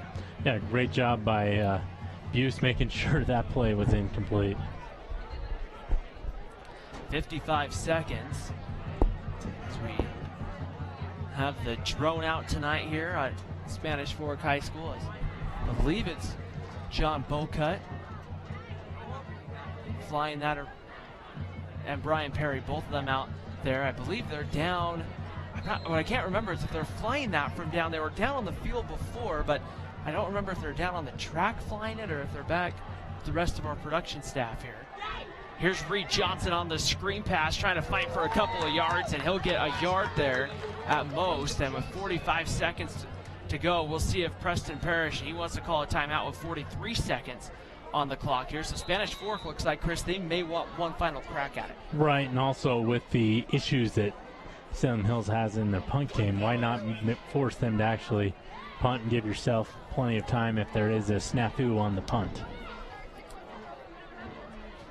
43.6 to go. 2 timeouts remaining. That should put Spanish Fork with 1 timeout. And I've been very impressed with Spanish Fork's defense outside the first half of that first quarter. They've played excellent. And so right here, it looks like John and Brian are down right around the 30-yard line here on the tracks. You see the drone kind of taking flight here tonight at Spanish Fork High School as they get set and ready to go. 43.6 on the clock. Iera goes back deep inside his own 25 to receive the punt. Josh Crippen will punt it away, standing right now ahead of his own 25-yard line. Waiting to snap. And I think they might just be trying to see if they can draw Spanish Fork off sides. And now, timeout's going to be used here by Salem Hills. So, trying to see if they can maybe draw them off sides and get an automatic first down before the end of the first half. They're not able to, and so now they'll have to pretty much be forced to punt here to Spanish Fork. Yeah, unless they want to use their last time out of the half, and they can do it again. So Salem Hills have had some adventures in the punting game. We'll see if they can get it off, and it looks like they have 0 timeouts, so my mistake there. So 14-7 with 43 seconds to go. Josh Crippen back on the field to punt here. Spanish Fork, you can either on the punt play for a block or play for a return. Spanish Fork doesn't look like they're necessarily playing for a block right here, so looks like they're trying to set up the return game. Good snap, they get it off. Crippen with a nice high kick, and that will bounce it around the 25-yard line and just roll dead at around the 28-yard line.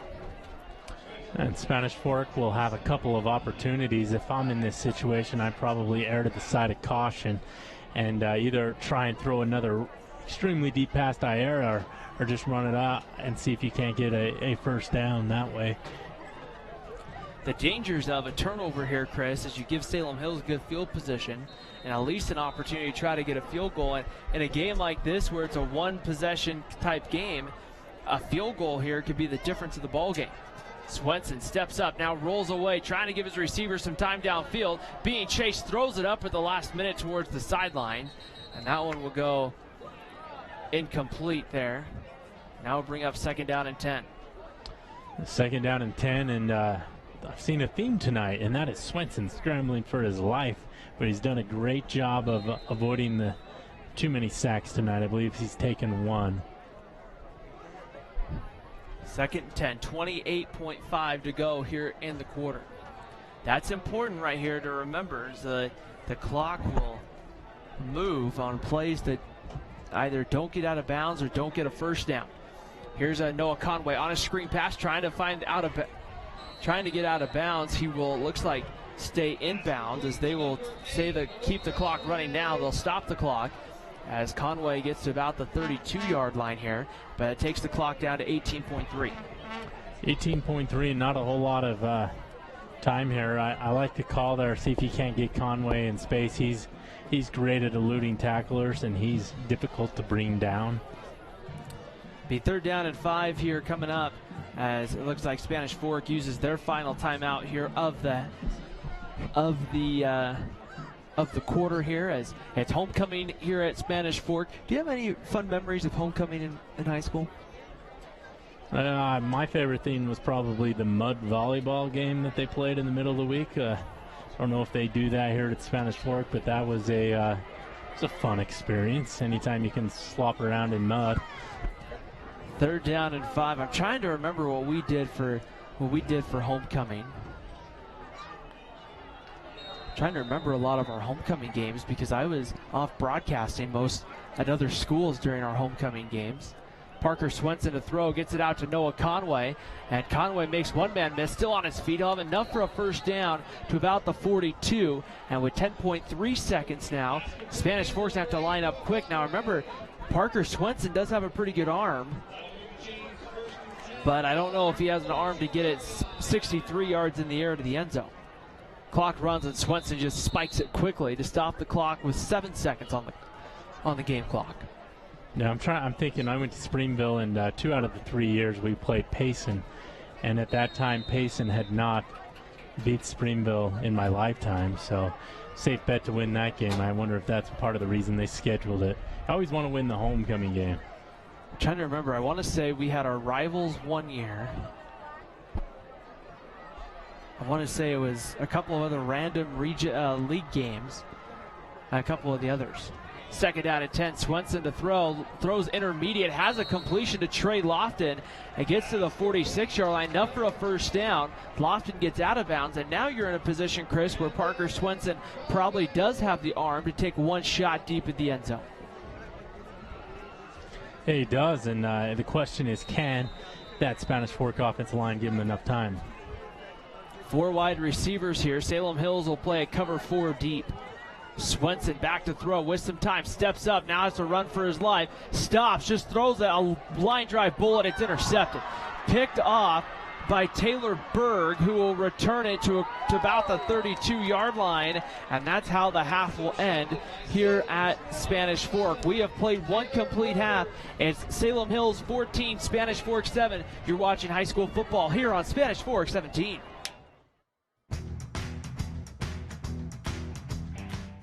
The best time to check your furnace is before it fails, and you can rely on Triple T to do the job right. Our technicians are trained every year so you can sleep better at night, knowing your furnace is safe to operate. Call Triple T at 798-7711 to schedule your tune-up today. Need a new car or truck? The Car Guys has the best selection of used vehicles at the best prices in Spanish Fork. The Car Guys know their automobiles to get you the best car for your needs and your budget. The Car Guys at 872 North Main in Spanish Fork.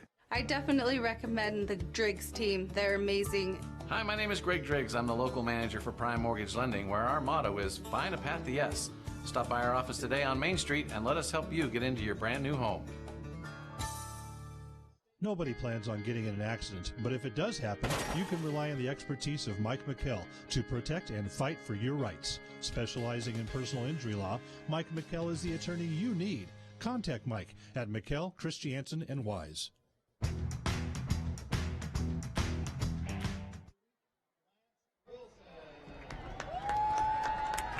So back here at halftime, as there did one other super booster, and it was a good friend of ours here on Spanish Fork 17, Lance Wilson from Lance Wilson State Farm Insurance, one of the game's super boosters right now, just got honored at halftime here. Waiting for everything to begin here on Spanish Fork 17 at the half. Ryan Pickens and Chris Hurst. It's 14-7 lead right now for Salem Hills. And now it's going to be Las Cholitas here on the field here at the half. And we'll join the halftime show here on Spanish Fork 17. 2017-2018 Region 10 champs. They are coached by Rachel Shaw, Leslie Swenson, Joni Holmes, and Elise Freeland, as well as Taylor Overstreet. Their captain is Avery Higginson. Co-captains are Miley Bond, Maddie Francis, Tatum Tucker, and Abby Worthing. The senior drill team members are Miley Bond, Bailey Bills, Ashley Crockett, Maddie Francis, Bailey Hanson, Avery Higginson, Tatum Tucker, and Abby Worthing.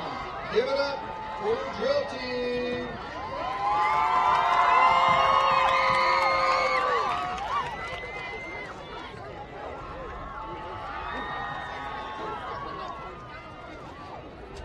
The music is on.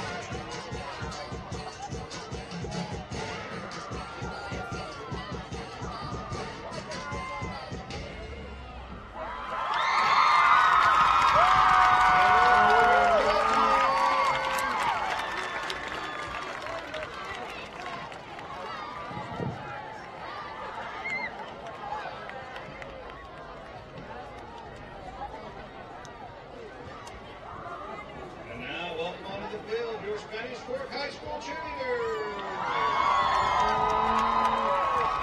The cheerleaders tonight are going to be performing a routine choreographed by Callie Rigtra.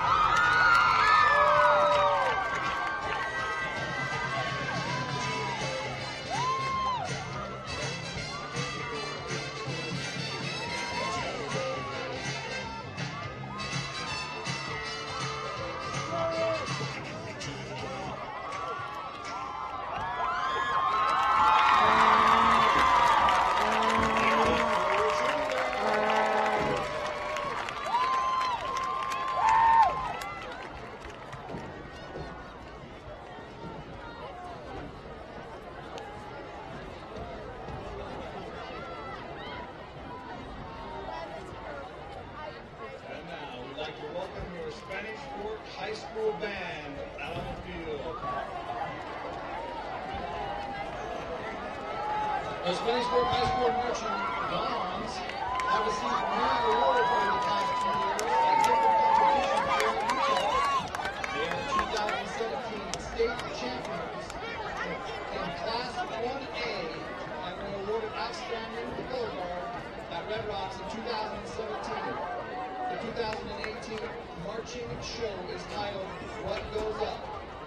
Look up at the sky and open your imagination. When you look up, what do you see? The emotions, the visualizations. One experience. When gazing up at the sky, it is unique for each one of us. Tonight's music is composed by Jar Clara and Russell Wortham. They capture the simple joys of looking up. Look up at the Spanish Fork High School Marching Band as they present our 2018 marching show, What Goes Up.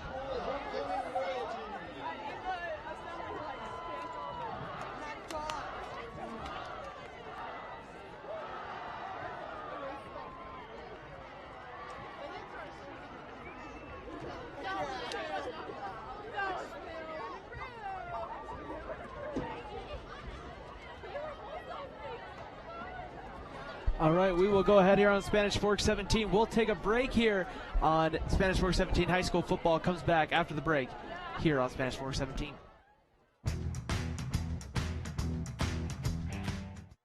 Hi, welcome to Two Jacks Pizza. For the best pizza you'll ever taste and our world-famous cheese sticks, come to Two Jacks Pizza on Main Street in Spanish Fork or call us for a quick delivery. Are you hungry yet? This is your home, your car, and you want to give them the protection they deserve. With home and auto insurance.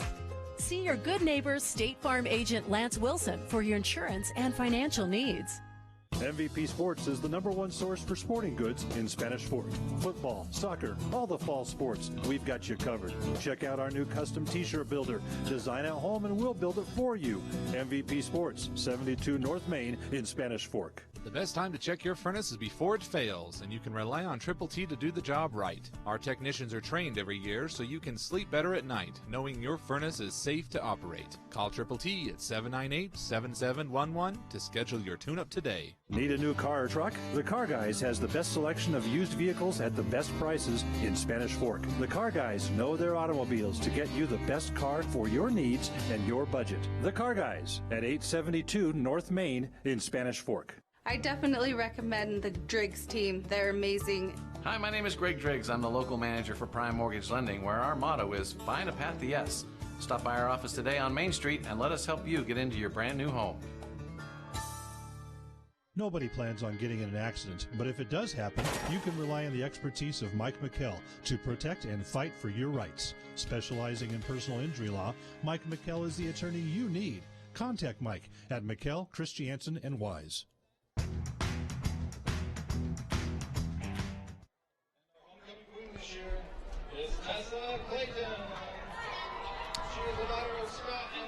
Well, just finishing up the halftime festivities here with the homecoming court, and they just announced everything here at Spanish Fork 17. You see Ben Boyack out there, one of the, I guess they call him attendants. Chris, I don't know. That's what I was hearing. I am not an expert in this at all. Right.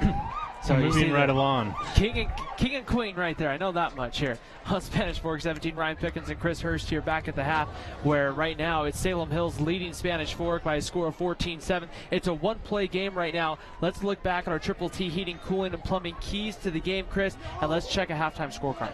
Yeah, so the first one was for Spanish Fork to pass with efficiency. They had one bomb. Outside of that, they have really struggled. And credit Salem Hills defense for putting a lot of pressure on Parker Swenson. And then the other one was the limit Salem Hills passing attack. A+ for Spanish Fork. Salem Hills hasn't gotten into any rhythm passing. They did on the running game early on and were able to get that lead. No points were scored at all after the first half of this first quarter was over, so second quarter is pretty boring. And then the last one, play until the final whistle, TBD. We'll find out on that one later. We'll have to see. Just to pass along a couple of quick scores, Maple Mountain and Springville tied at 7 at the end of the first half. That one over at Maple Mountain High School. Chris, Orem up 57-0 on Mountain View. That one was in the second quarter up in Orem, and then Payson was leading Uinta last I saw. Last I saw, Payson was up 29-13 at Uinta, and so we'll see how those scores hold up as well. So it'll be interesting to see here. The first half, really, first quarter, back and forth, both teams scoring. Second quarter, the defenses kind of got together. What to expect in that third and fourth quarter? I think both teams will come out playing hard. We'll see if, outside of that Parker Swenson interception to end the first half, there hasn't been any turnovers. I think the key is which team can get a spark off the turnover. I look for that here in the second half. So we'll see here. Spanish Fork will get the football to start the third quarter. And it'll be an important key for Spanish Fork to get off to a quick start here in the third quarter, as we see the moon here outside. There's not a cloud in the sky right now tonight. At least when the sun went down, there wasn't. as they've turned into a nice night for high school football. As over the course of the next 3 weeks, Chris, this is the first week in my bag. I put the jacket, I put, anything that I might need in case it starts getting cool, but in the next couple of weeks, Chris, we're going to have to start pulling out the jackets. Yeah, as we head into fall, starting tomorrow, as you pointed out, the weather will get cooler, and some of these games at night actually get cold.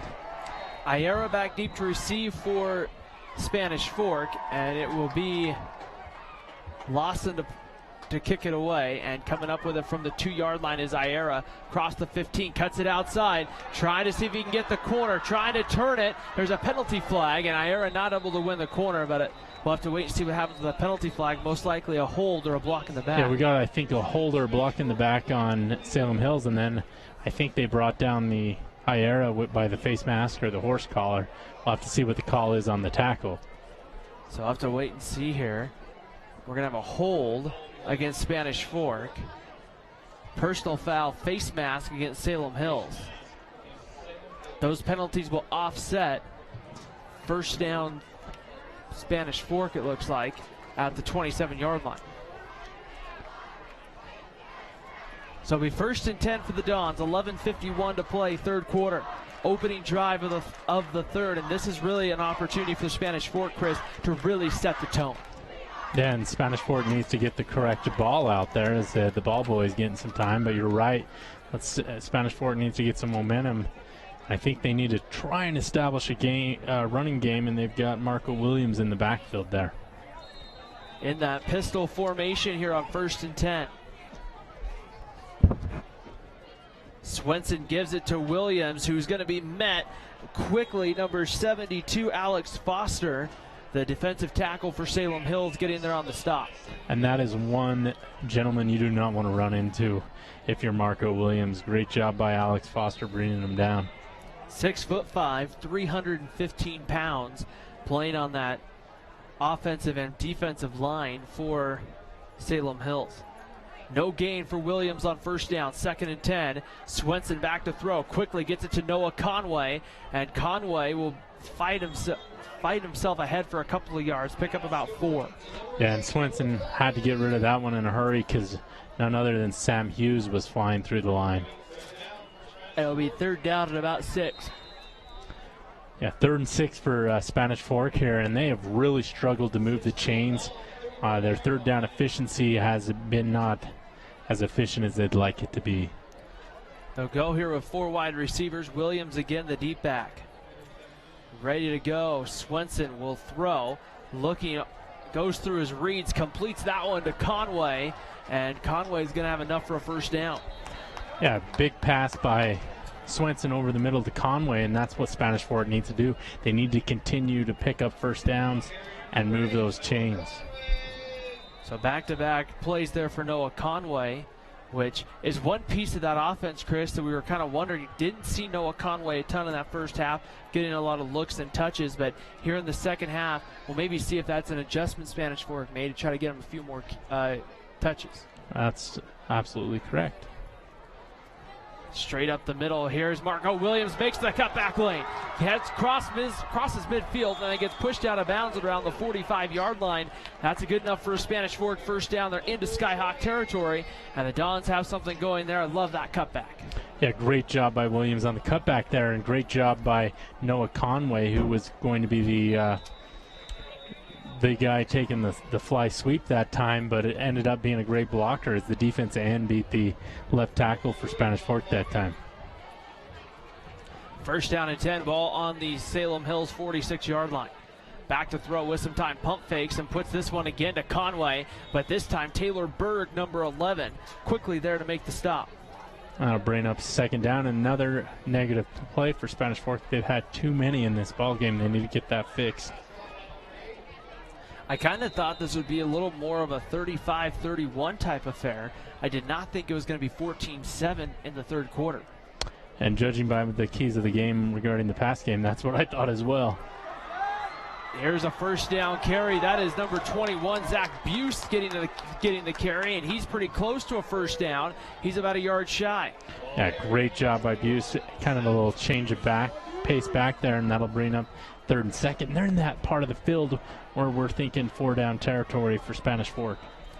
3rd down and 2. Once again, Buse to the back. Here's Conway in motion, and this time it'll be Swenson, I think, pulled it there on the option. I don't think he's going to have it. I think it's going to be 4th and maybe 6 inches. And that was Buse, and he didn't pick it up, and they're going to bring in Williams.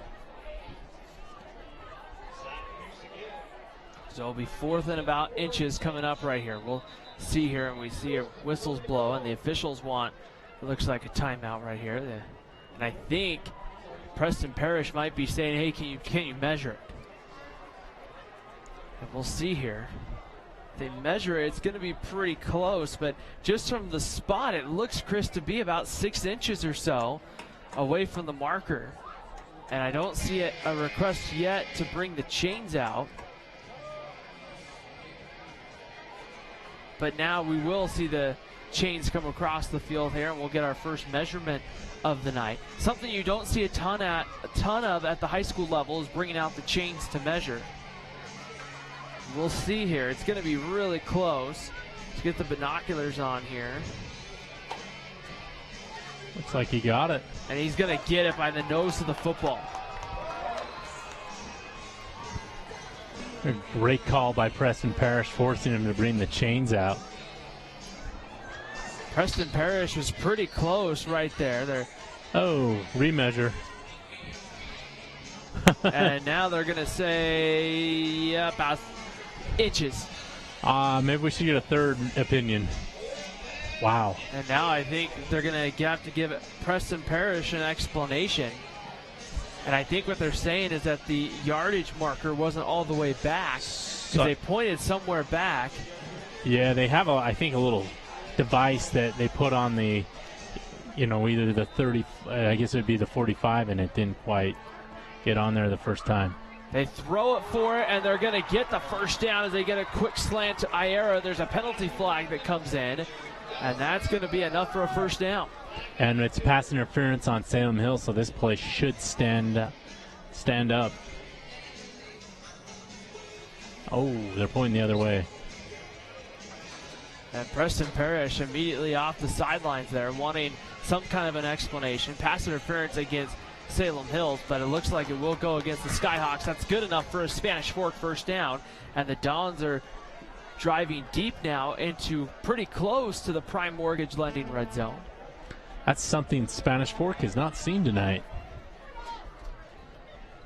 Salem Hills found the Prime Mortgage Lending red zone. Now they're going to move the ball down to the 21-yard line. So they'll accept the penalty instead of the yardage in that situation. So it's 1st and 10 from the 21-yard line. Conway goes in motion. Here's the give. Marco Williams trying to turn the corner. He'll get inside the 10, where he's thrown out probably right at the 10. And Spanish Fork is in the Prime Mortgage Lending red zone for the first time tonight. Yeah, and great job by Spanish Fork's offensive line, starting to open up some holes in this ballgame. And Spanish Fork finally able to get some yardage on the ground. The combination of Williams and Buse. Zach Buse will check back in here, as it will be 1st down and 10 from about the 10-yard line. So 1st and goal, it looks like, for the Dons. And they're going to put it at the 11. Zach Buse tries to get outside, and he's in. Touchdown, Spanish Fork. Great job by Buse finding the corner and getting around the corner and up into the end zone. 11-yard touchdown for Zach Buse, who came into this ball game without a carry on the year. And he finds the end zone for the first time and makes this one an extra point away from tying this ball game up. Spencer Red will be responsible for trying to tie it, and the extra point looks good from here, and it's through. And with 8:28 to go in the 3rd quarter, Spanish Fork has a drive that ends in the Prime Mortgage Lending red zone and in the end zone for a touchdown, and we're tied at 14. And that's exactly how Spanish Fork wanted to start this half. They were able to do it on the ground, had a couple of passes as well, mixing it up there, and they tied this ball game up. It was Salem Hills who jumped out back in that first quarter to a 14-0 lead as Jorgen Olson took it 29 yards to the house to give Salem Hills a 7-0 lead. And then on their next possession, Jorgen Olson hit Thomas Wilson from 44 yards out to make it 14-0. The Dons responded with Parker Swenson showing a cannon for an arm, 58-yard strike to Iera to make it 14-7. And now Zach Buse ties it up after the extra point to make it 14-14. And now it's anyone's ballgame, Chris. And that's the thing, we talked about it. It's a one-play difference right now between tying the game up after the half or being down 7. Right, and if you're both these teams, you got to hang in there and play it until the final whistle, which was one of our triple keys to the game. That one, the kickoff there will be returned. Hoffines on the return, gets across the 30-yard line out to about the 33, still moving the pile. Now they'll blow the play dead, and after he gets out between the 33 and the 35. And we'll see what Salem Hills has in store for Maple Mountain. I think for them, if they can try and reestablish the run here like they did early on in this ballgame, that'd be their best bet. Olsen struggled to throw the ball so far tonight. Be 1st and 10 coming up here for Salem Hills.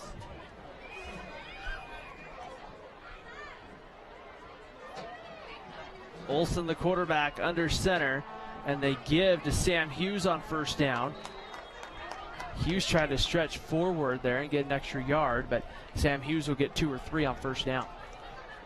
Yeah, and great job by Spanish Fork's defense limiting the yardage for Hughes that time, and they've really shored things up here in this ball game. 2nd and 7 coming up for Salem Hills.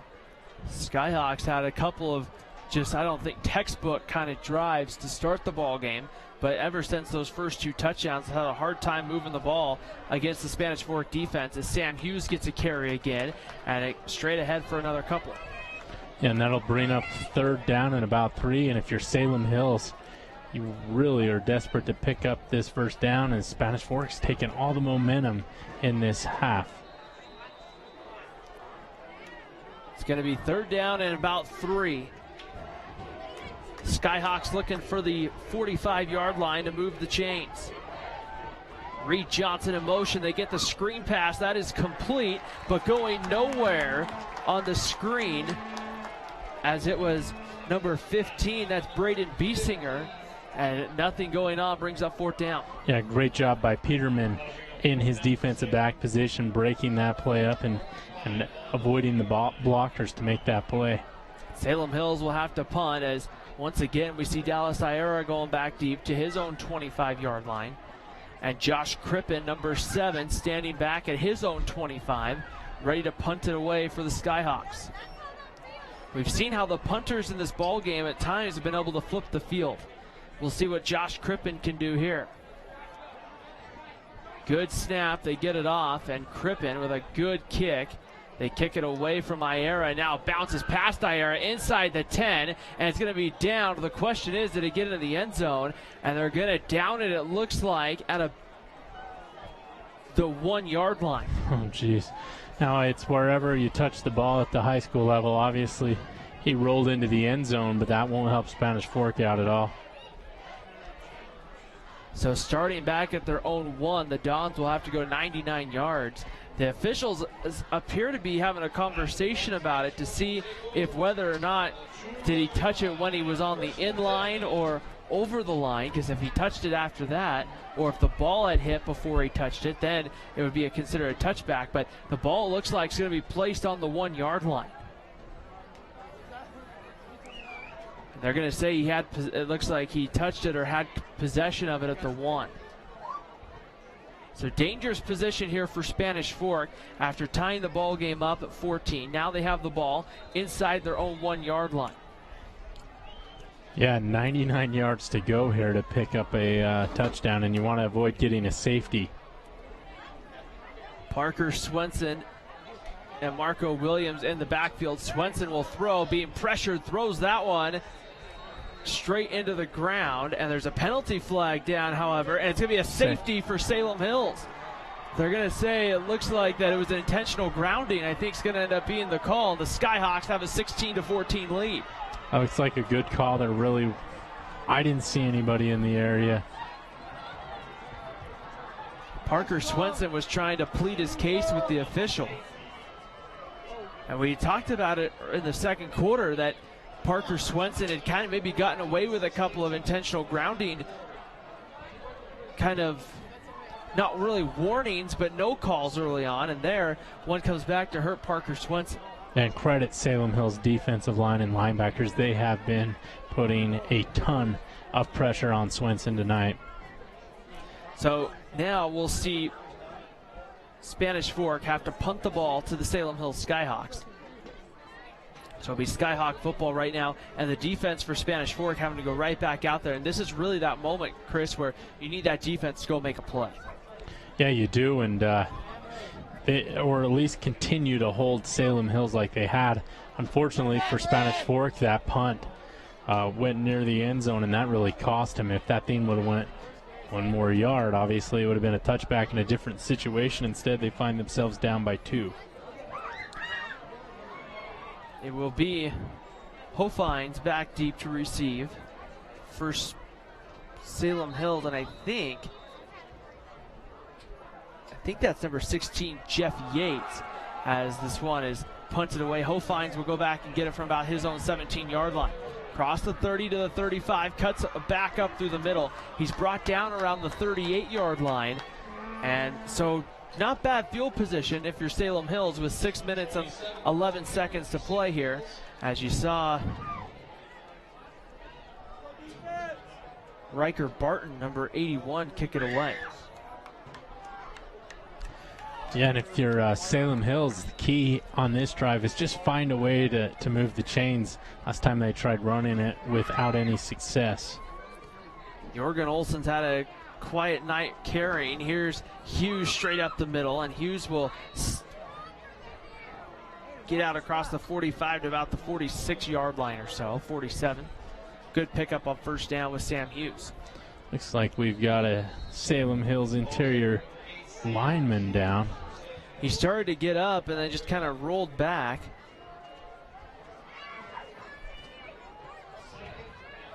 Trying to get a number on him.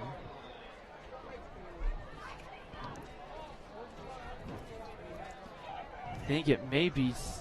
Is it 70? Maybe 77. Zachary Stone's a left guard. Looks like it might maybe just be a cramp from the looks of it here. Well, next week we got more high school football in Spanish Fork 17 as the Spanish Fork Dons will continue Region 10 play, and they'll hit the road as the Dons will get ready to go play the Payson Lions, which will be a fun contest down there. Payson a chance to go into that one, Chris, with a 2-0 region record. They can hold up against Uinta. Actually, I believe they lost to Mountain View the first week.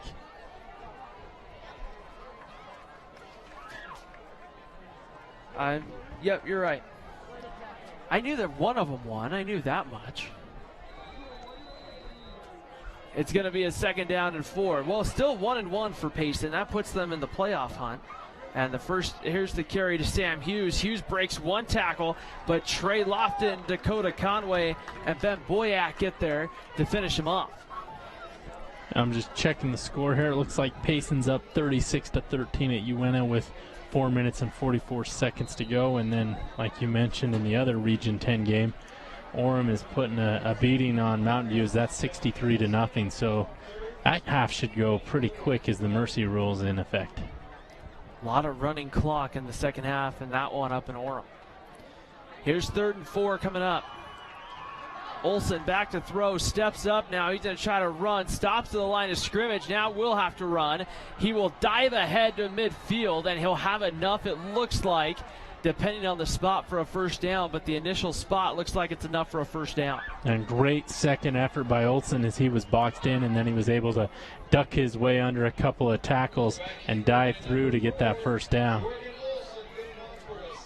So it'll be a first down right at midfield. Here's Sam Hughes as he cuts it up into the middle. And there's a penalty flag that comes in at the end of the play. A couple of Might have been an excessive block there at the end. Blocking kind of downfield after the play was over, but we'll have to wait and see. I was expecting kind of an aerial shootout. Instead, we have an old-fashioned 3 yards and a cloud of dust night going on here. So we'll see here as the officials sort out the penalty. You have to think with the way this game's going, if it comes down to a battle within the trenches, that's going to favor Salem Hills, as we'll have a hold against the Skyhawks. Yeah, I tend to think that the longer it goes on, that it will be a And now we'll get a personal foul against Spanish Fork. I think tacked on at the end. Yeah, and both teams have to clean that up. There have been too many unsportsmanlike penalties and personal fouls in this game. They gave the indication twice, it looked like. We don't have... One thing that I do miss is having the official mic'd up where he can explain that call. Well, we went to a game in Spanish Fork Wasatch a couple of years ago. They did mic the ref up, and he kept getting calls wrong, so I don't know. They mark off the penalty against the Skyhawks for the holding, and now they're marking off the penalty against Spanish Fork, the 15-yard penalty. So it's going to end up being, it looks like a first down and about 3 coming up here for Salem Hills. Ball at the 42-yard line, and again, it's going to be Sam Hughes straight ahead. Hughes moving the feet straight ahead, but a nice tackle coming in. Number 42, Isaac Barnum, the outside linebacker, getting there to help stop the progression, brings up second short. Yeah, 2nd and 2, and if you're Salem Hills, you might want to just run it a couple times here and ensure you pick up that first down through the ground. 2nd down and 2 here for Salem Hills. 4:30 to go here in the third quarter. Olsen throws the screen pass, gets that one complete, and that will be enough for Isaiah Jones, the tight end, to get a first down. Yeah, and great timing by Olsen to get that ball to Jones that time, and Salem Hills is now moving the ball with this 2-point lead here. Olsen from shotgun will drop back to throw. Pressured, steps up, and he'll be dropped. Josh Trafney, it looks like, the defensive end. And I think he just bumped him enough there to kind of keep help Olsen lose his balance. Yeah, great job by Trafney getting around him and getting that sack, and he was held that time by Sam Hughes, so he was able to overcome that, and that wasn't called, but nonetheless, huge loss that time for Salem Hills. A Two Jacks Pizza quarterback sack there for Josh Trafney, his second of the contest. Brings up a 2nd and 18.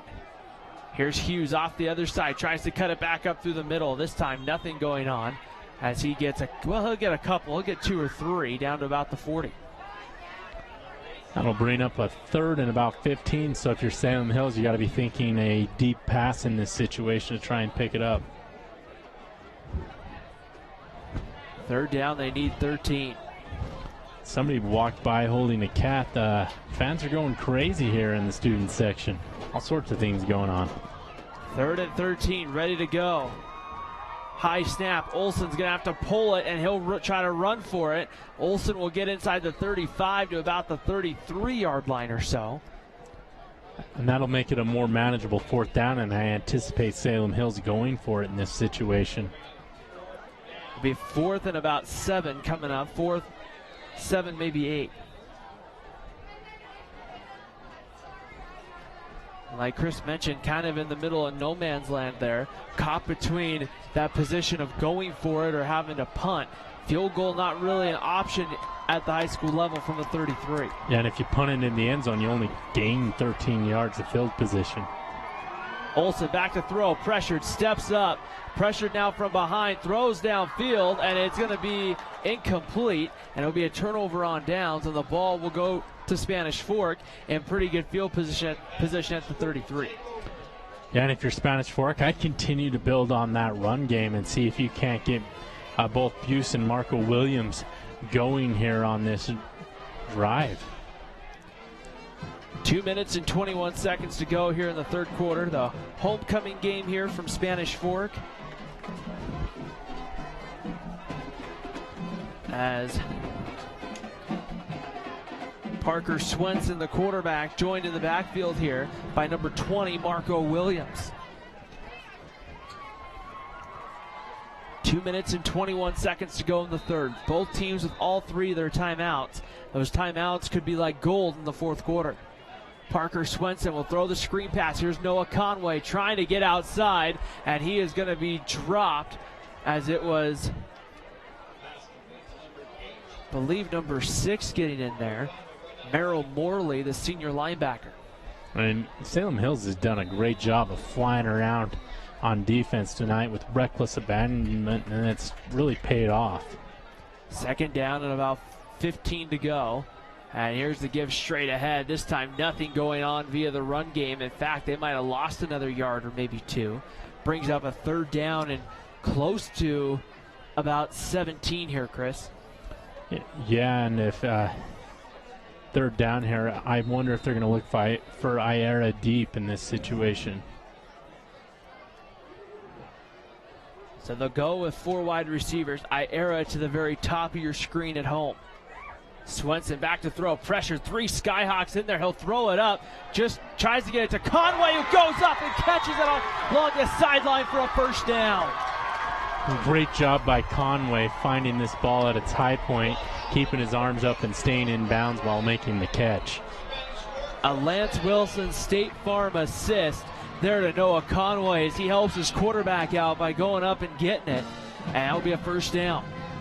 And check Conway for sticking, man. He held on to that ball with no problem. Went up between 2 defenders to make the catch. And it's 1st and 10 into Skyhawk territory at the 46. Fresh set of downs, and now a much more manageable situation here if you're Spanish Fork.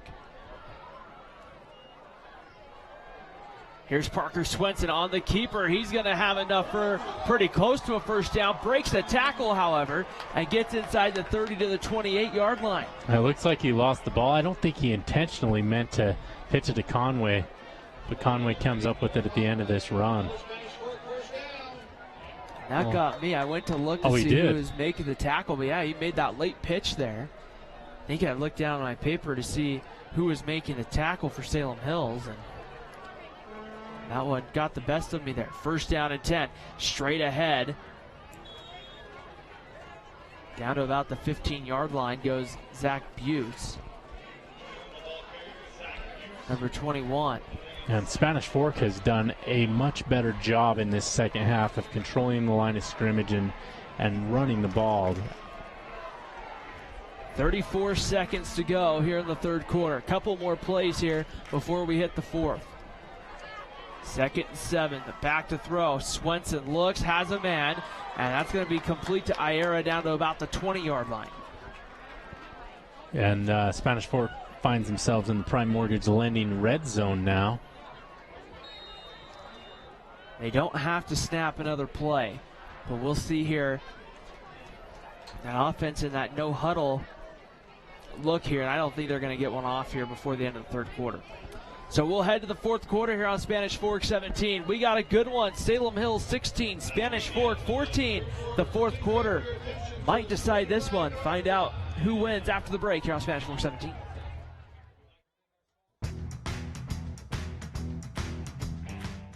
The best time to check your furnace is before it fails, and you can rely on Triple T to do the job right. Our technicians are trained every year so you can sleep better at night, knowing your furnace is safe to operate. Call Triple T at 798-7711 to schedule your tune-up today. Need a new car or truck? The Car Guys has the best selection of used vehicles at the best prices in Spanish Fork. The Car Guys know their automobiles to get you the best car for your needs and your budget. The Car Guys at 872 North Main in Spanish Fork. I definitely recommend the Driggs team. They're amazing. Hi, my name is Greg Driggs. I'm the local manager for Prime Mortgage Lending, where our motto is find a path to yes.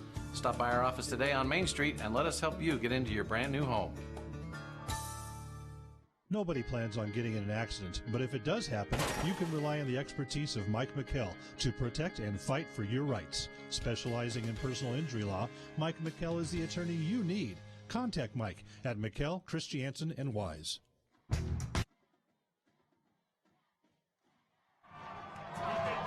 Well, start of the fourth quarter here on Spanish Fork 17. It's a 3rd down and 1 for the Dons. Looking to try to start the fourth quarter off right. Here's Marco Williams. He'll have enough for a first down.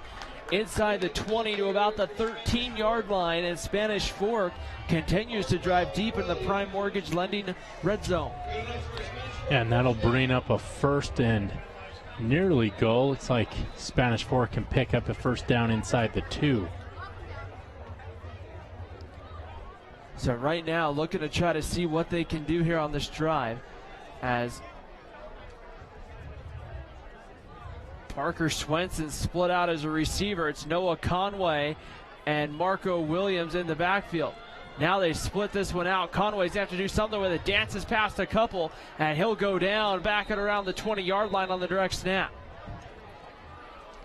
Yeah, not very, well, Salem Hills wasn't fooled by the trickery, and Noah Conway was unable to get that ball out. I wonder if that was a double pass that time. It kind of had that setup there, and it just looks like it didn't really work out the way they wanted to. Here's 2nd and 17. There's the give. Zach Buse cuts it back up. Buse still on his feet inside the 5, and he breaks free into the end zone. Touchdown, Spanish Fork, Zach Buse. Yeah, big 20-yard run by Zach Buse that time, and his second touchdown run of the game. And as Ryan mentioned earlier, he had no carries coming into this game. Stays up, has the balance to get into the end zone, and Buse finds the end zone. Helps out big time after Kimball Morley was ejected in this one. And now Spanish Fork looks like they're going to potentially go for 2 here. Noah Conway takes the snap, now rolls out, looking to throw, rolls back to the opposite side, and now he's just going to try to run for the pylon, lowers his head, gets across, is he in? He is, 2-point conversion good. So that'll be a 22-16 lead for Spanish Fork. They'll take a 6-point lead, so if Salem Hills does score a touchdown, that extra point will be critical. And so Spanish Fork able to find a way as they have a nice drive there to get in the end zone, Chris, and that was really the kind of drive that you're looking for. If you're Spanish Fork, you have these region games, you have 5 of them, and 2 of them are really going to decide where you go come playoff time. But the other 3 are games that you would at least look at and say you got a good shot to win. But it's this game against Salem Hills, and it's that Orem game that you have looming at the end of the season that may decide whether you play a home playoff game or a road playoff game. Right, and it's going to be awfully tough for anybody to beat Orem. Orem will most likely win the state championship. But if you're Spanish Fork or Salem Hills, this is a critical game because there seems to be kind of 3 tiers in Region 10. Orem by itself, Salem Hills, Spanish Fork in the second tier, and then the bottom tier would be Uinta, Pace, and Mountain View. Kicking it away was Riker Barton, and he puts this one about 4 yards deep into the end zone, and now bring it out to the 20-yard line for Riker Barton. Yeah, so Salem Hills will start with the ball at the 20, and if I'm Salem Hills, they've really struggled to run the ball in this half, which has surprised me the way they started the game. So I think they got to try more of an aerial approach in this second half. What I'm not sure about, and I haven't seen, Ty Callister really had some nice runs for Salem Hills, and it has seemed like most of the carries here in the second half has gone to Sam Hughes. I believe McAllister's in the backfield. And he is. Olsen back to throw with some time, looking downfield, has a man. And the pass is complete. That's Zeke Mangum, number 2 on the catch. And that's a first down. Yeah, they list Zeke Mangum at 5'5" and a very quick guy. So Spanish Fork's got to create him in space. You hate to compare high school kids to college kids, but he's like the Covey of Salem Hills. Here's the give straight up the middle. This one to Callister, and a whole host of Dons able to get there on the tackle to bring up second down. Second down, and Once again, Spanish Fork's defense not allowing a huge gain on a run play. 2nd down and 10, ball on the 27 or the 38-yard line. Sorry, now brings up the 2nd down and 7 play. Here's again another run straight up the middle. And we wondered if there would be a defense, Chris, that might kind of get worn out in that 3rd and 4th quarter, but it really hasn't looked like there's been one. No, I think both defenses have played well, but I think Spanish Fork's offensive line's doing a lot better. 3rd down and 6 coming up here as Olsen rolls away from the pressure, looking downfield, steps up. Olsen now knows he has to do something with it, breaks the tackle, gets outside, will have the 1st down. Into Spanish Fork territory, down to the 41-yard line, and it's a 1st down for Salem Hills. Yeah, and on that play, Olsen just plain outruns Ben Boyack. However, there's a penalty flag for a block in the back that was set down at the 34-yard line, so that run's going to be erased. And that is huge if you're Salem Hills. That was a nice run by Olsen. Would have put him into Spanish Fork territory instead. It's going to be 3rd down and a mile. That, I believe, is going to end up being a 15-yarder from the spot, if I remember correctly. And they just keep moving that thing back, so honestly, it's about a 45-yard difference from the gain to where they moved it. It's going to end up being 3rd and 17 from the 23-yard line. They need to get out to about the 47. Olsen with some time, good protection, now it breaks down. Olsen back around the 6, trying to direct traffic, throws it up, but I thought he overthrew him, but it's batted down. Jacob Moore in coverage. Yeah, they were looking for Thomas Wilson here on the near side of your screen, and great coverage that time by Jacob Moore there. Moore came over the top to knock it away. And now you get the football back here with 9 minutes and 27 seconds.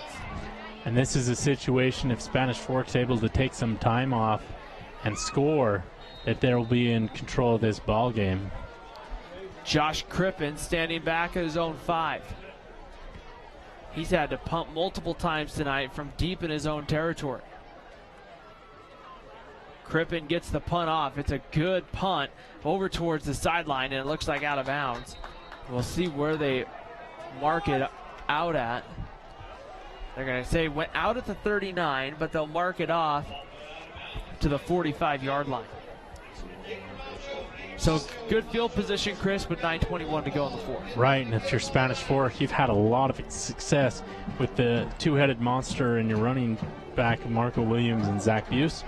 I'd continue to do that. So 1st down and 10. You think of it, Chris, with every set of downs here, you're talking about taking about a minute and a half, maybe 2 minutes off the clock. So a couple of 1st downs here, if you use that kind of time, Chris, quickly will tick that clock down. Yeah, and I think the key is if you can come away with even a field goal in this situation, it makes it a 2-possession game. So if you're Spanish Fork, key is to pick up 1st downs and not turn over the ball. So right now, it looks like the official is over, I think, on the Salem Hills sideline, having a conversation over there. But now we're setting ready to play football. 1st down and 10 here for Spanish Fork. 1st down give. Marco Williams gets outside. Williams will have enough for a 1st down into Skyhawk territory. And down to about the 41-yard line, another Spanish Fork 1st down. Yeah, and what's happened, I believe, is that jet sweep motion has really confused Salem Hills. It's put a lot of attention on Noah Conway, and then Marco Williams that time is able to take advantage of it. 1st and 10, officially marked at the Skyhawk 43-yard line. Yeah, the running game has really improved as Spanish Fork has tried to do that jet sweep motion. 11 seconds on the play clock here. Swenson ready to go. Play action fake, taking a shot deep, looking for Iera. Has him out there, he makes the catch inside the 10. He's down at the 7-yard line. They go to that one-on-one matchup. Yeah, and Iera is just a little bit faster than Reed Johnson on that side, and Wow, showing off his arm strength against Parker Swenson and hits Iera right in stride. Iera had kind of almost overran that, had to turn and make the catch. But now you'll be back in the Prime Mortgage Lending red zone, and a prime opportunity here to go up 2 scores. Here's Marco Williams, cuts one guy and then cuts back inside, and it's going to end up going down to about the 3-yard line, and very shifty in there is Marco Williams on that cutback. Right, yeah, and we'll see if they give it to him again. Zach Buse has scored the last 2 touchdowns on the ground. They'll keep Williams in the ball game. 2nd down and goal from the 3-yard line, and it's going to be Williams straight up ahead. Swenson kept it, dives ahead, touchdown, Spanish Fork, Parker Swenson. Yeah, great job on the option there. There's an option to hand it off to the jet sweeper. We'll call him, and then also to the running back Williams, and Parker Swenson's able to take it in himself.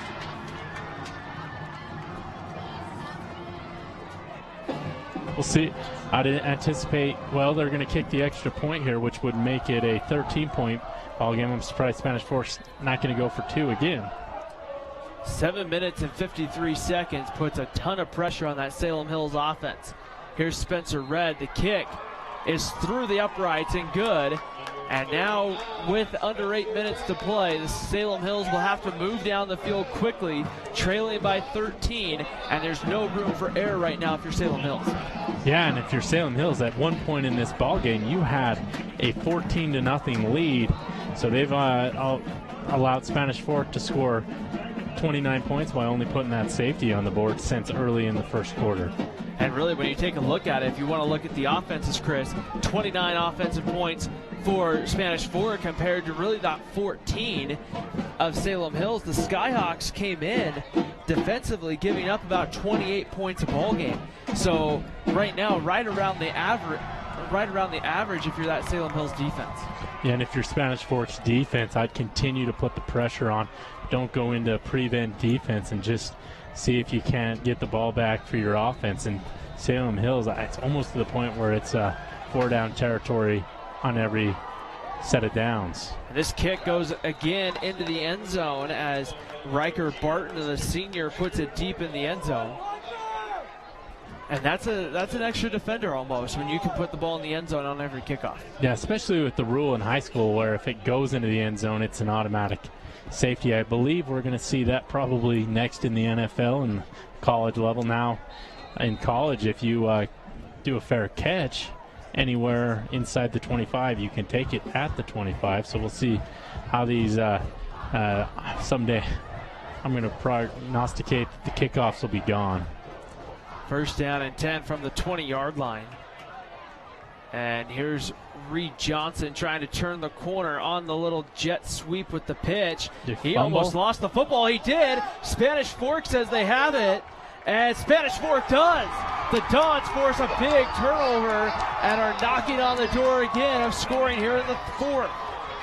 Yeah, it looks like I believe that's number 9 for Spanish Fork that knocked that out, and that'd be Gabe Oldham knocking that ball loose on that kickoff, and we got a penalty. So we'll see here who the penalty goes against and how it's going to end up being marked.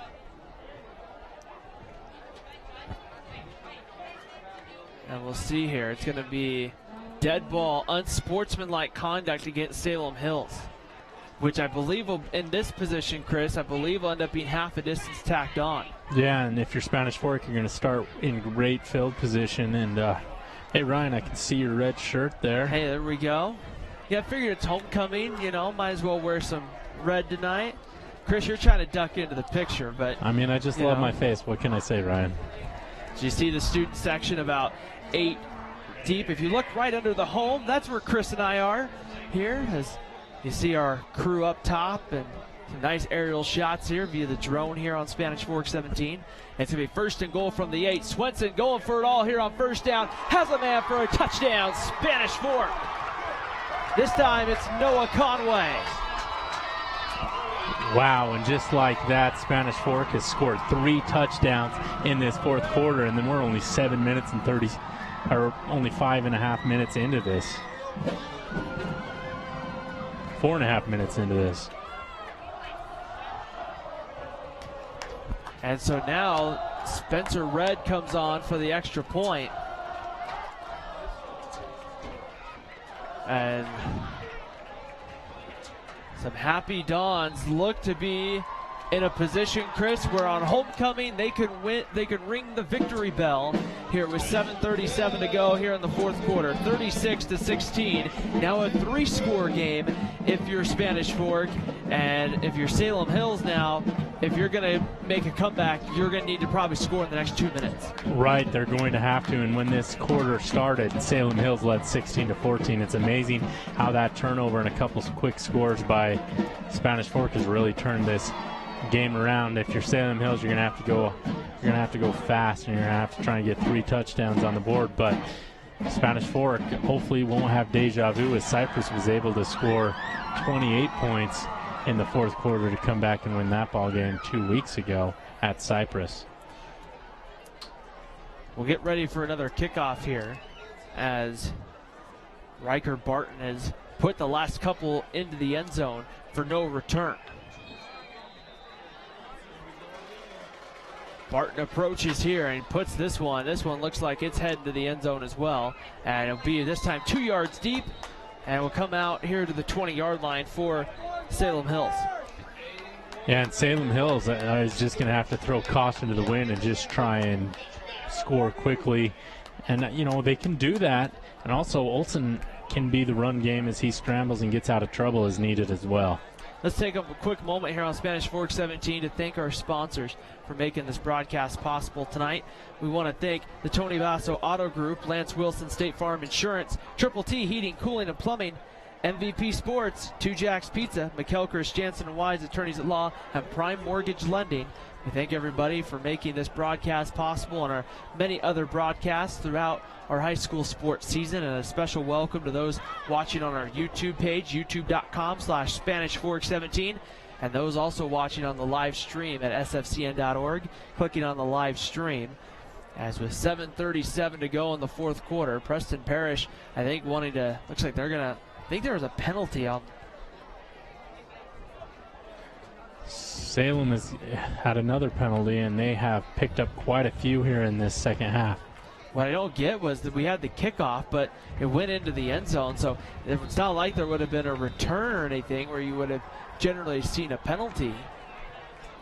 But here is Jorgen Olsen back to throw, and this one goes incomplete.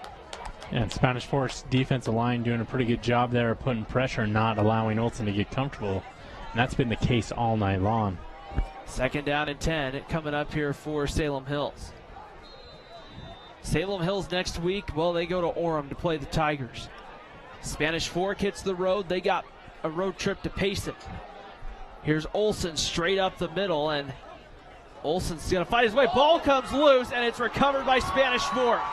Then they're going to, it looks like they're going to call him down, it looks like, before the ball came loose. Preston Parrish, I think, jumping right onto the field here, but the official from the sideline coming in saying he was down. Well, Olsen was still moving forward. Didn't look like any part of his body was down, and the ball just flung out. So that's a poor call by the officials. But we have the ability to watch the instant replay thanks to Tony Basso Auto Group. It's either that or they're trying to say he had forward progress and they were blowing the play dead. Yeah, he's moving forward though. Olsen steps up, and he'll have enough for a first down there with his feet to the 24. You can't call forward progress and blow it dead when the guy's still moving forward. That's all right there. Got another hold on Salem Hills though, which will move the Skyhawks back. But so Salem Hills may have caught a little bit of a break there on the fumble, but the penalty here will move them back and still doesn't help them as they.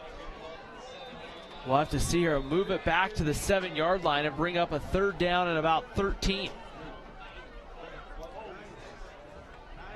Olsen back to throw, taking a shot down the sideline, and it's going to be hauled in, incomplete. They're going to say he was out of bounds as they were taking a shot there for Braden Biesinger, the 6'4 senior. Yeah, right idea, and if Biesinger could have just came down in bounds a little bit, that would have really helped. And he was out of bounds, and the official noted it, and so Salem Hills will go for it here Fourth down and about 12 from their own 8. They're going to have to throw for it here. Olsen back to throw with some time. He's just going to take a shot deep into double coverage, and it's batted down. Fourth down, and that's a smart decision by Spanish Fork. If it comes down to an interception there, Chris, or just batting the ball down, might as well just bat it down and take it at the 8. Yeah, absolutely. And if you're Spanish Fork, you can't ask for better field position with a 20-point lead, already scoring 22 points in this in this quarter. So back in the Prime Mortgage Lending red zone are the Dons, as they will try to punch this one in right here. Kind of maybe put an exclamation point on here, the homecoming win for Spanish Fork. This is interesting. Iera comes off the field late, and I think Spanish Fork will end up, we'll see here, it's going to be a penalty. It's going to be a dead ball illegal substitution against Spanish Fork. Have to give Dallas Iera credit, Chris. He goes to line up and then lines a few yards back and then just tried to quickly sneak off the field without anybody noticing. And it doesn't work, but still, first and goal in Spanish Fork's in the Prime Mortgage Lending red zone. Parker Swenson pulls it, looking downfield, looking into the end zone, but too high for Brandon Congdon. That one goes incomplete, and that will bring up second down, looking for Congdon, the 6'4" senior wide receiver. I believe forward on the basketball team there. Trying to use that 6'4" frame in the back of the end zone. Yeah, and if you're Spanish Fork in this situation, you might want to just try running the ball just to, if anything else, to take some time off this clock. Spanish Fork has they got another illegal problem substitution again with getting somebody on and off the field. No penalty flag thrown, however. Bubba Rupena looks like got the carry there, and that will bring up third down. And Bubba Rupena goes over 300 pounds and just unable to get that big body moving forward. Bubba Rupena wears number 44, which is a eligible number to touch the football on the offensive side. Brings up third down and 13.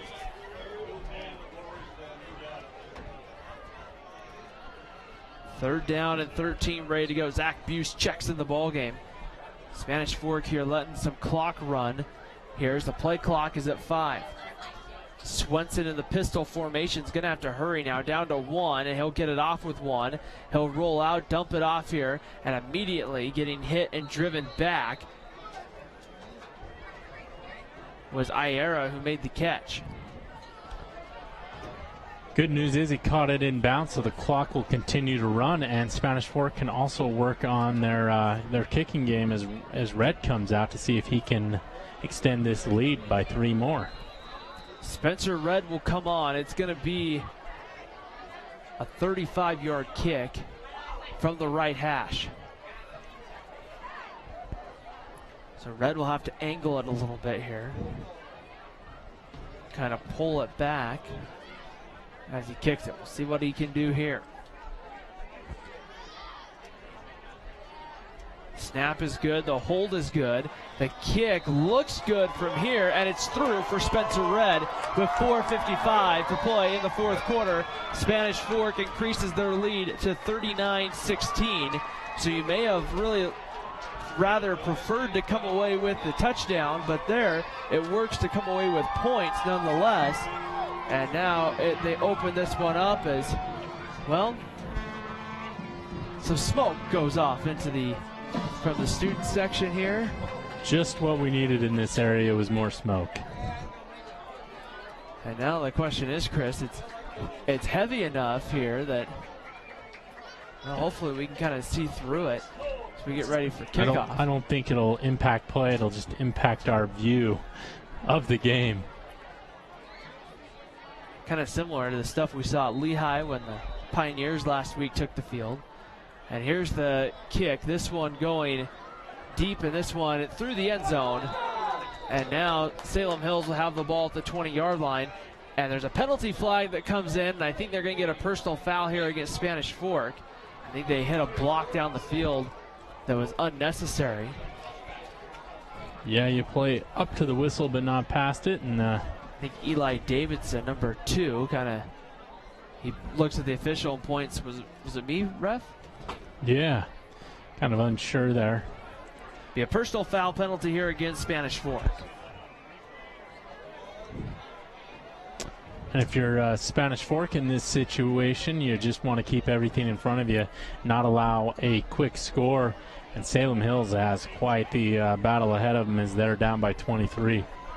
You would have really liked to see, if you're Salem Hills, even if you don't win this one, Chris, you would like to have seen a better fourth quarter leading up into next week's contest with Orem. Back to throw with some time. Olsen throws this one incomplete. Behind it looks like the intended wide receiver. Once again looking for Biesinger. It looks like Biesinger turned the opposite way of what Olsen thought he was going to do, and that was, pass to nobody.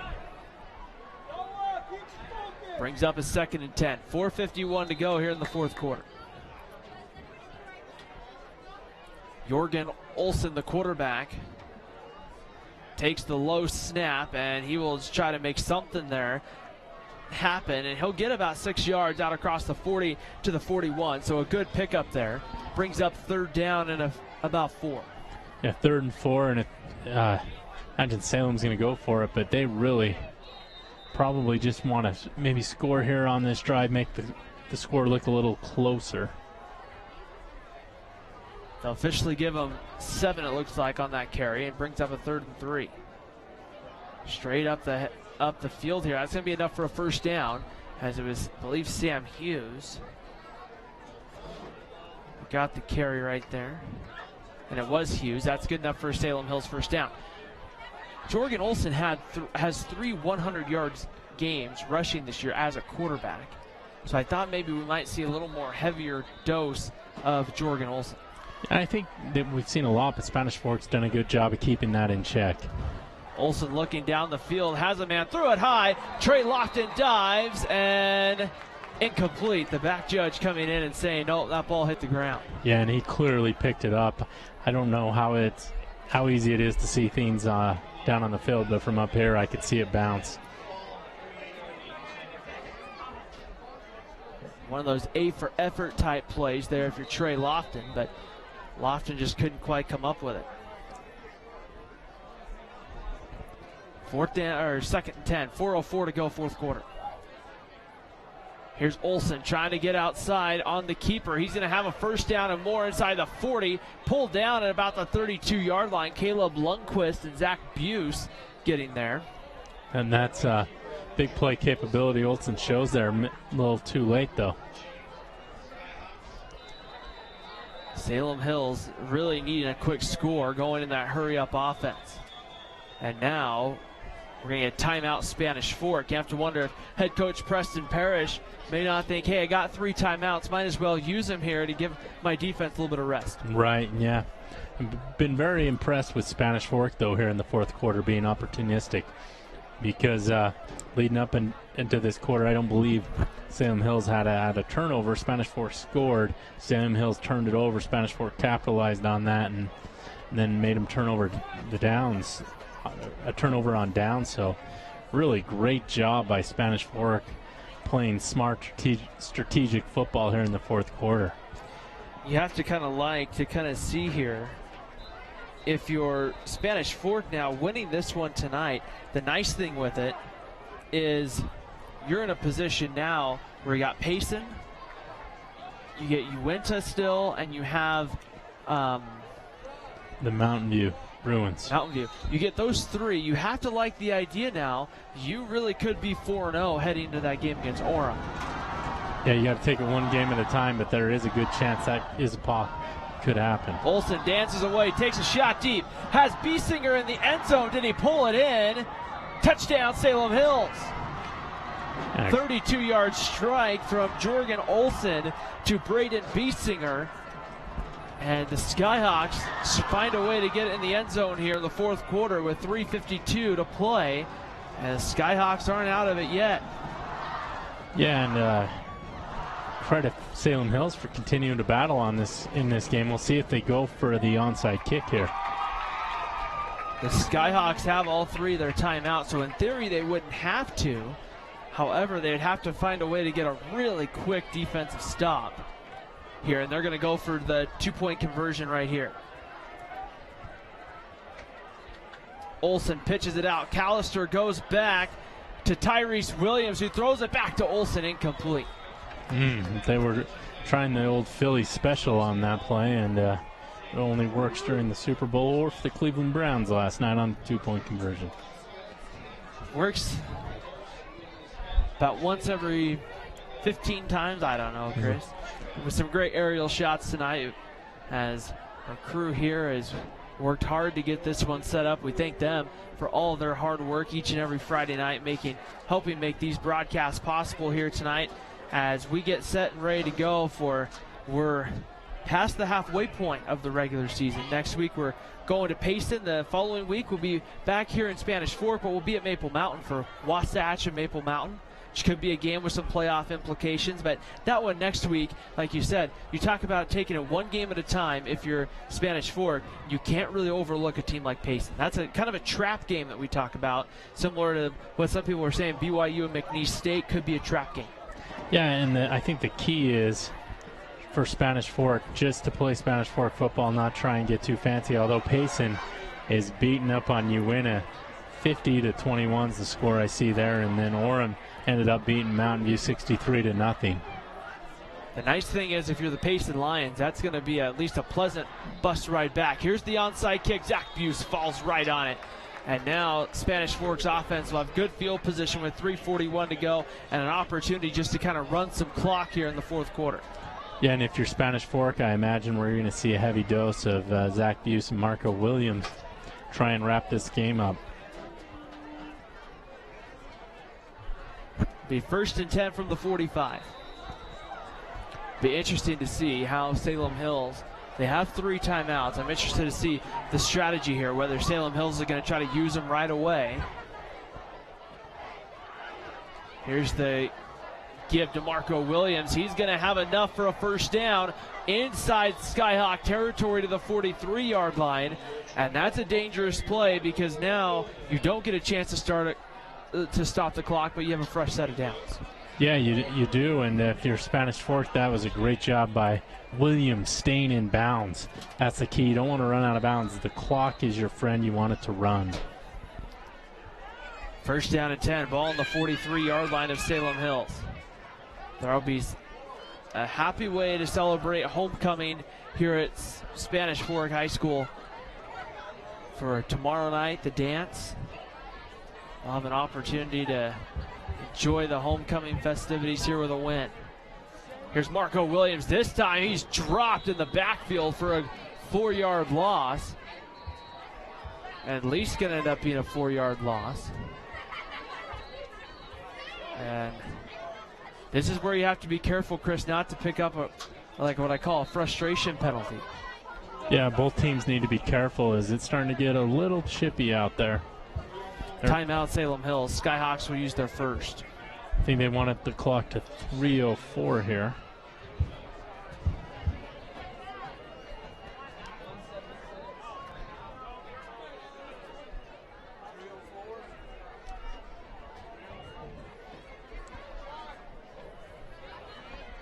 Yeah, and if you're Spanish Fork, what a way to play this quarter, and this will give them a lot of confidence heading into Payson. And I've talked a lot during the non-region play that those games are all tune-ups. You want to learn what your team has, and now is the time to try and do everything you can to win these ball games because it determines whether you make the playoff and then playoff seeding. So I think Spanish Fork's done exactly what they've wanted to do, especially here in the second half. First half, the offense looked anemic, but it's been night and day here as I think they've just been the more physical team here in the second half and worn down the Salem Hills Skyhawks. And with some of those teams in Region 11, Chris, you talk about a Stansbury or a Tooele. You don't really want to have to play on the road to open the state against one of those. Here's a pass down the sideline looking for Trey Lofton. That one incomplete.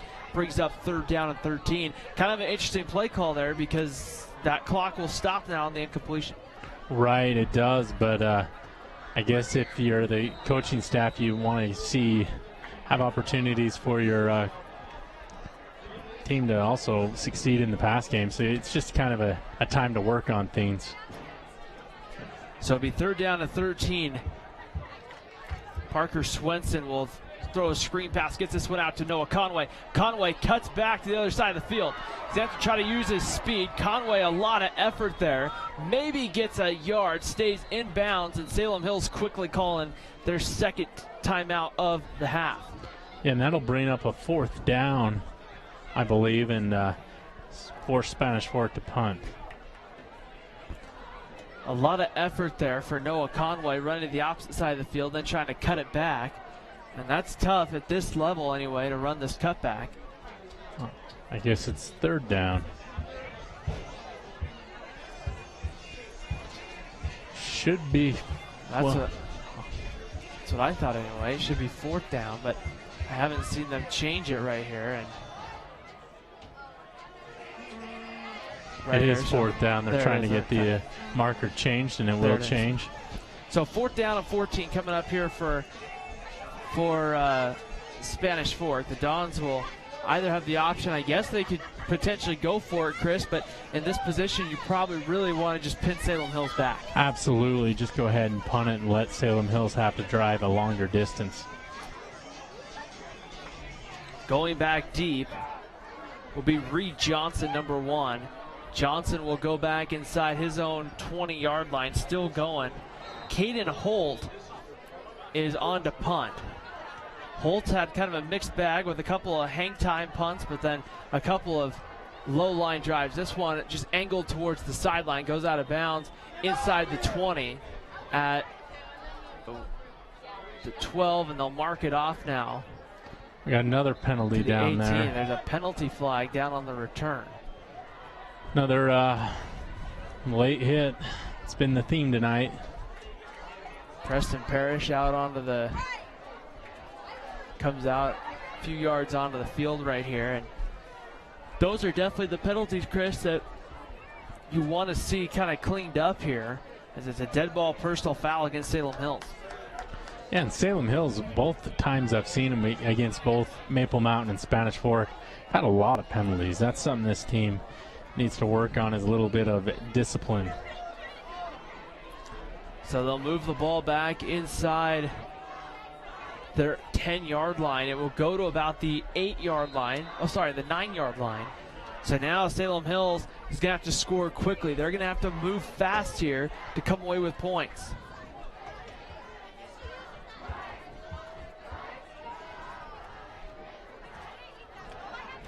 Ready to go. Reed Johnson goes in motion. Olsen back to throw in his own end zone, gets away. He's going to stop. Now I think he has to run. Throws this one downfield. It's intercepted and dropped by Trey Lofton. He had the 9 was the line of scrimmage. I think he threw that for about the 8.5. Yeah, he did, and wow, Lofton missed an opportunity to have an interception and really put this game away. Spanish Fork's almost to the point where if he makes that they can just go ahead and nail the ball. 2nd down and 10 coming up here for Salem Hills. Skyhawks really, you talk about them needing to score quick, not a ton of options to be able to do that. And there's a running play that goes back to the line of scrimmage, brings up 3rd down. It brings up 3rd and 10 for Salem Hills, and 2:20 to go. So Salem Hills is just trying to get one more score to make this game look closer.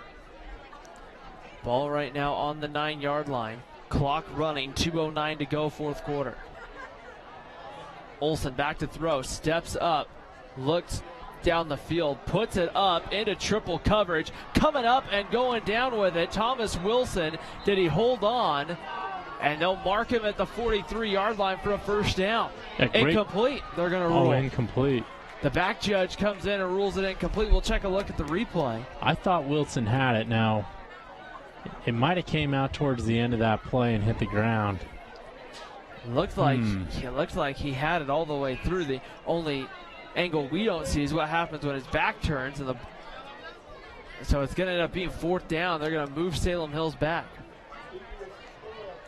Incomplete pass will be the call. Brings up 4th down after a quick conversation from our officials. Yeah, he had it for a second. It might have came loose when he hit the ground, and maybe that's what the back official saw, and he would probably have a better angle than our camera since he was behind the play.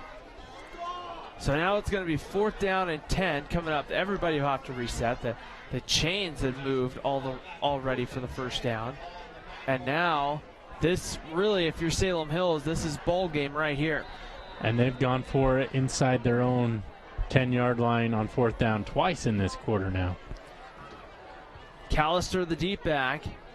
Olsen will throw with some time, stepping up, looking deep, takes a shot for the Hail Mary. One-on-one for Thomas Wilson. He makes an adjustment, incomplete pass, turnover on downs. And Zach Buse with very tight coverage. Some might say that's a little too tight of coverage, but they both guys jockeying for the ball there.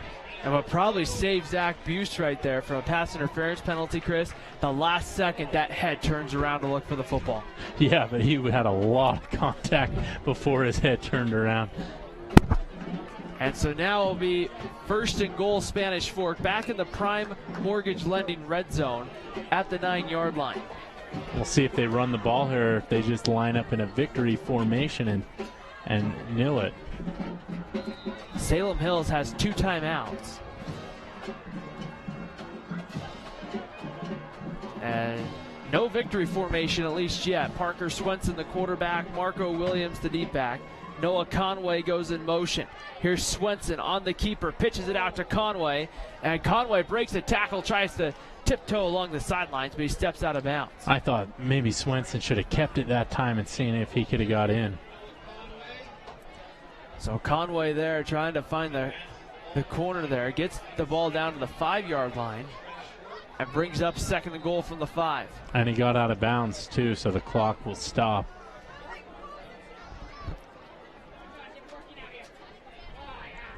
Looks like Eli Davidson's in the backfield here. Swenson keeps this one, gets around 1, throws back to the opposite side, has a man, touchdown Spanish Fork. It's Brandon Congdon for the touchdown. Illegal man downfield though, so this thing will be coming back. And that's the tough part there with the penalty.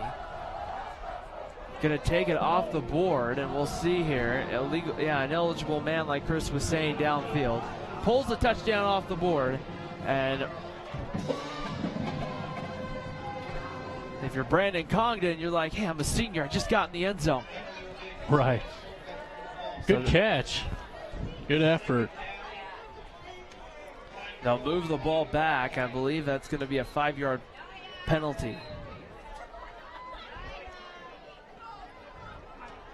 And it'll end up moving the ball back out to right around, it looks like the 12 or 13.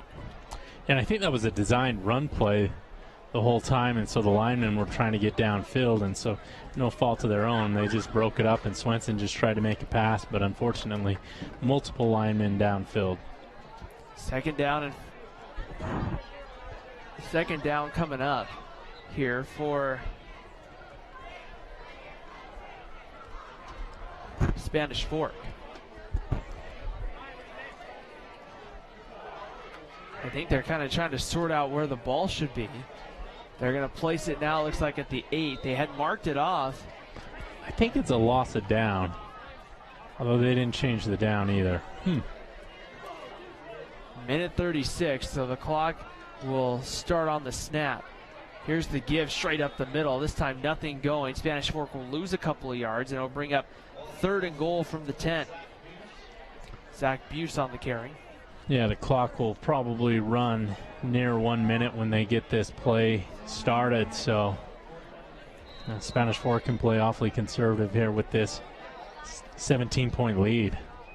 But this is going to be a huge win for the Dons. This is exactly what you wanted to do. You wanted to beat Salem Hills, who is going to be one of the, as I call them, Tier 2 teams here in Region 10, as Orem's clearly at the top.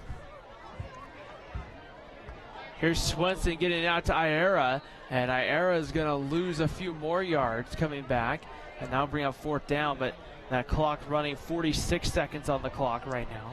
And that would have been a for Iera. That would have been that was a backwards pass. So it's a good thing Iera got on that, or that would have been a fumble.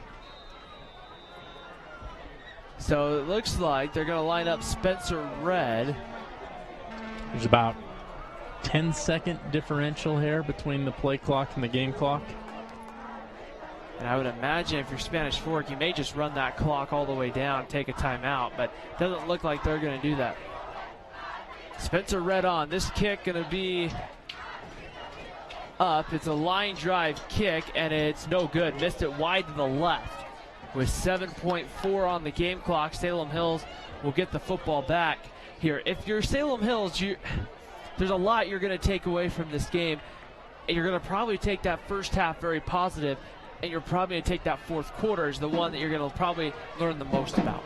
Yeah, absolutely. I think they've got a lot to clean up, and some of it's just mental penalties and getting yourselves in bad situation. Also, they got to figure out what their offensive identity is, because they really struggled on both ends outside of the first part of the first quarter. So Salem Hills, huge challenge up for them next, as they will be at the Orem Tigers. First down and 10. Here's the give up the middle. Ty Callister is going to have enough for a first down. And that's clock's gonna hit triple zeros, and I think that's the way this one's going to end here from Salem Hill, or from Spanish Fork. The Dons will be happy. They're heading over their victory bell. We're gonna head to a commercial break, and we come back. We're gonna wrap this one up here from Spanish Fork High School. Dons come out on top, 39-22 over the Salem Hills Skyhawks on Spanish Fork 17.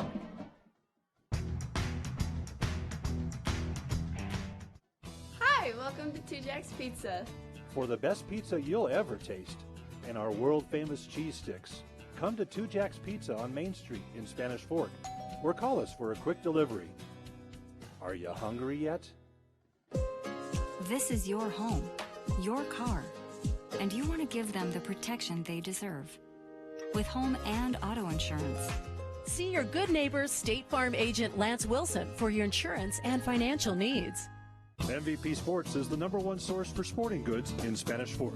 Football, soccer, all the fall sports, we've got you covered. Check out our new custom t-shirt builder. Design at home and we'll build it for you. MVP Sports, 72 North Main in Spanish Fork. The best time to check your furnace is before it fails, and you can rely on Triple T to do the job right. Our technicians are trained every year so you can sleep better at night, knowing your furnace is safe to operate. Call Triple T at 798-7711 to schedule your tune-up today. Need a new car or truck? The Car Guys has the best selection of used vehicles at the best prices in Spanish Fork. The Car Guys know their automobiles to get you the best car for your needs and your budget. The Car Guys at 872 North Main in Spanish Fork. I definitely recommend the Driggs team. They're amazing. Hi, my name is Greg Driggs. I'm the local manager for Prime Mortgage Lending, where our motto is find a path to yes. Stop by our office today on Main Street and let us help you get into your brand new home. Nobody plans on getting in an accident, but if it does happen, you can rely on the expertise of Mike McKell to protect and fight for your rights. Specializing in personal injury law, Mike McKell is the attorney you need. Contact Mike at McKell, Christiansen, and Wise.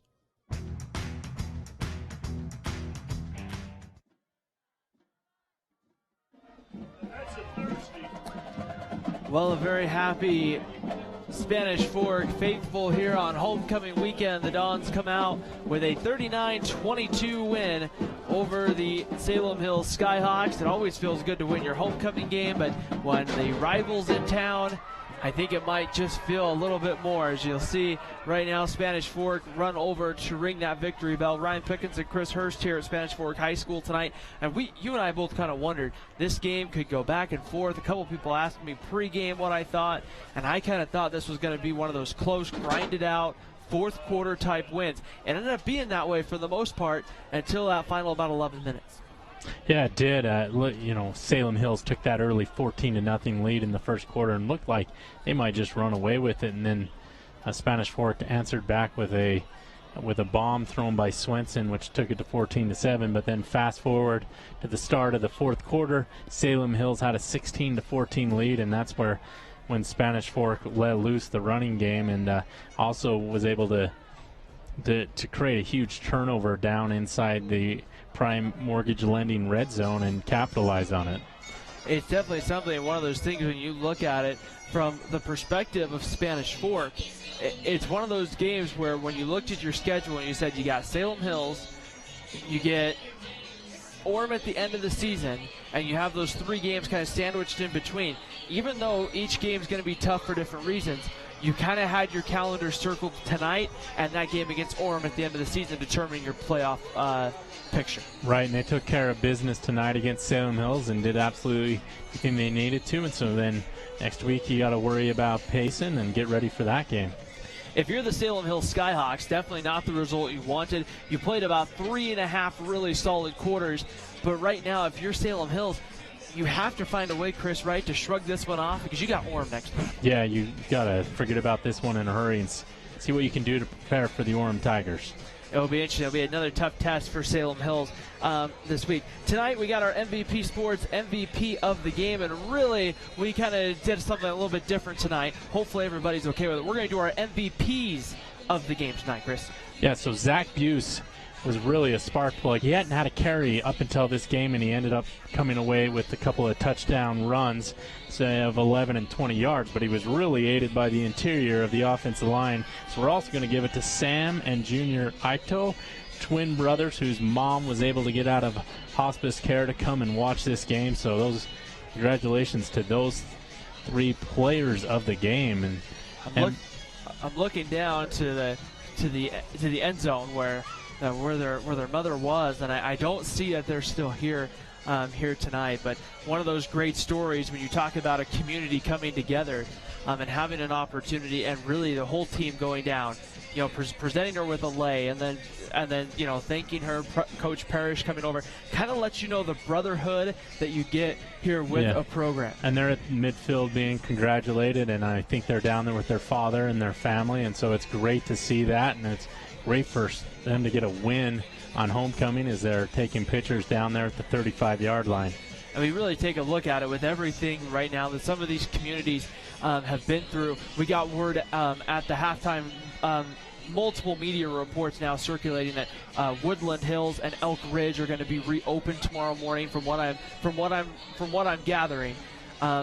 So that's a really good sign. So we hope that right now, as we get ready to head into the weekend, that it can really be a good time of healing and a time of opportunities for these 2 communities to continue in good faith and good forward. It's kind of the emotional side of high school athletics sometimes, where the game, while important at the time, you also have something greater, more important than just winning the football game. And tonight, a great win for Spanish Fork. The Dons will celebrate. They've rang the victory bell. They'll have a happy dance tomorrow night at the homecoming dance after the win tonight against Salem Hills. And we'll get ready to wrap this one up here from Spanish Fork High School. The Dons come out on top 39-22 over the Salem Hills Skyhawks.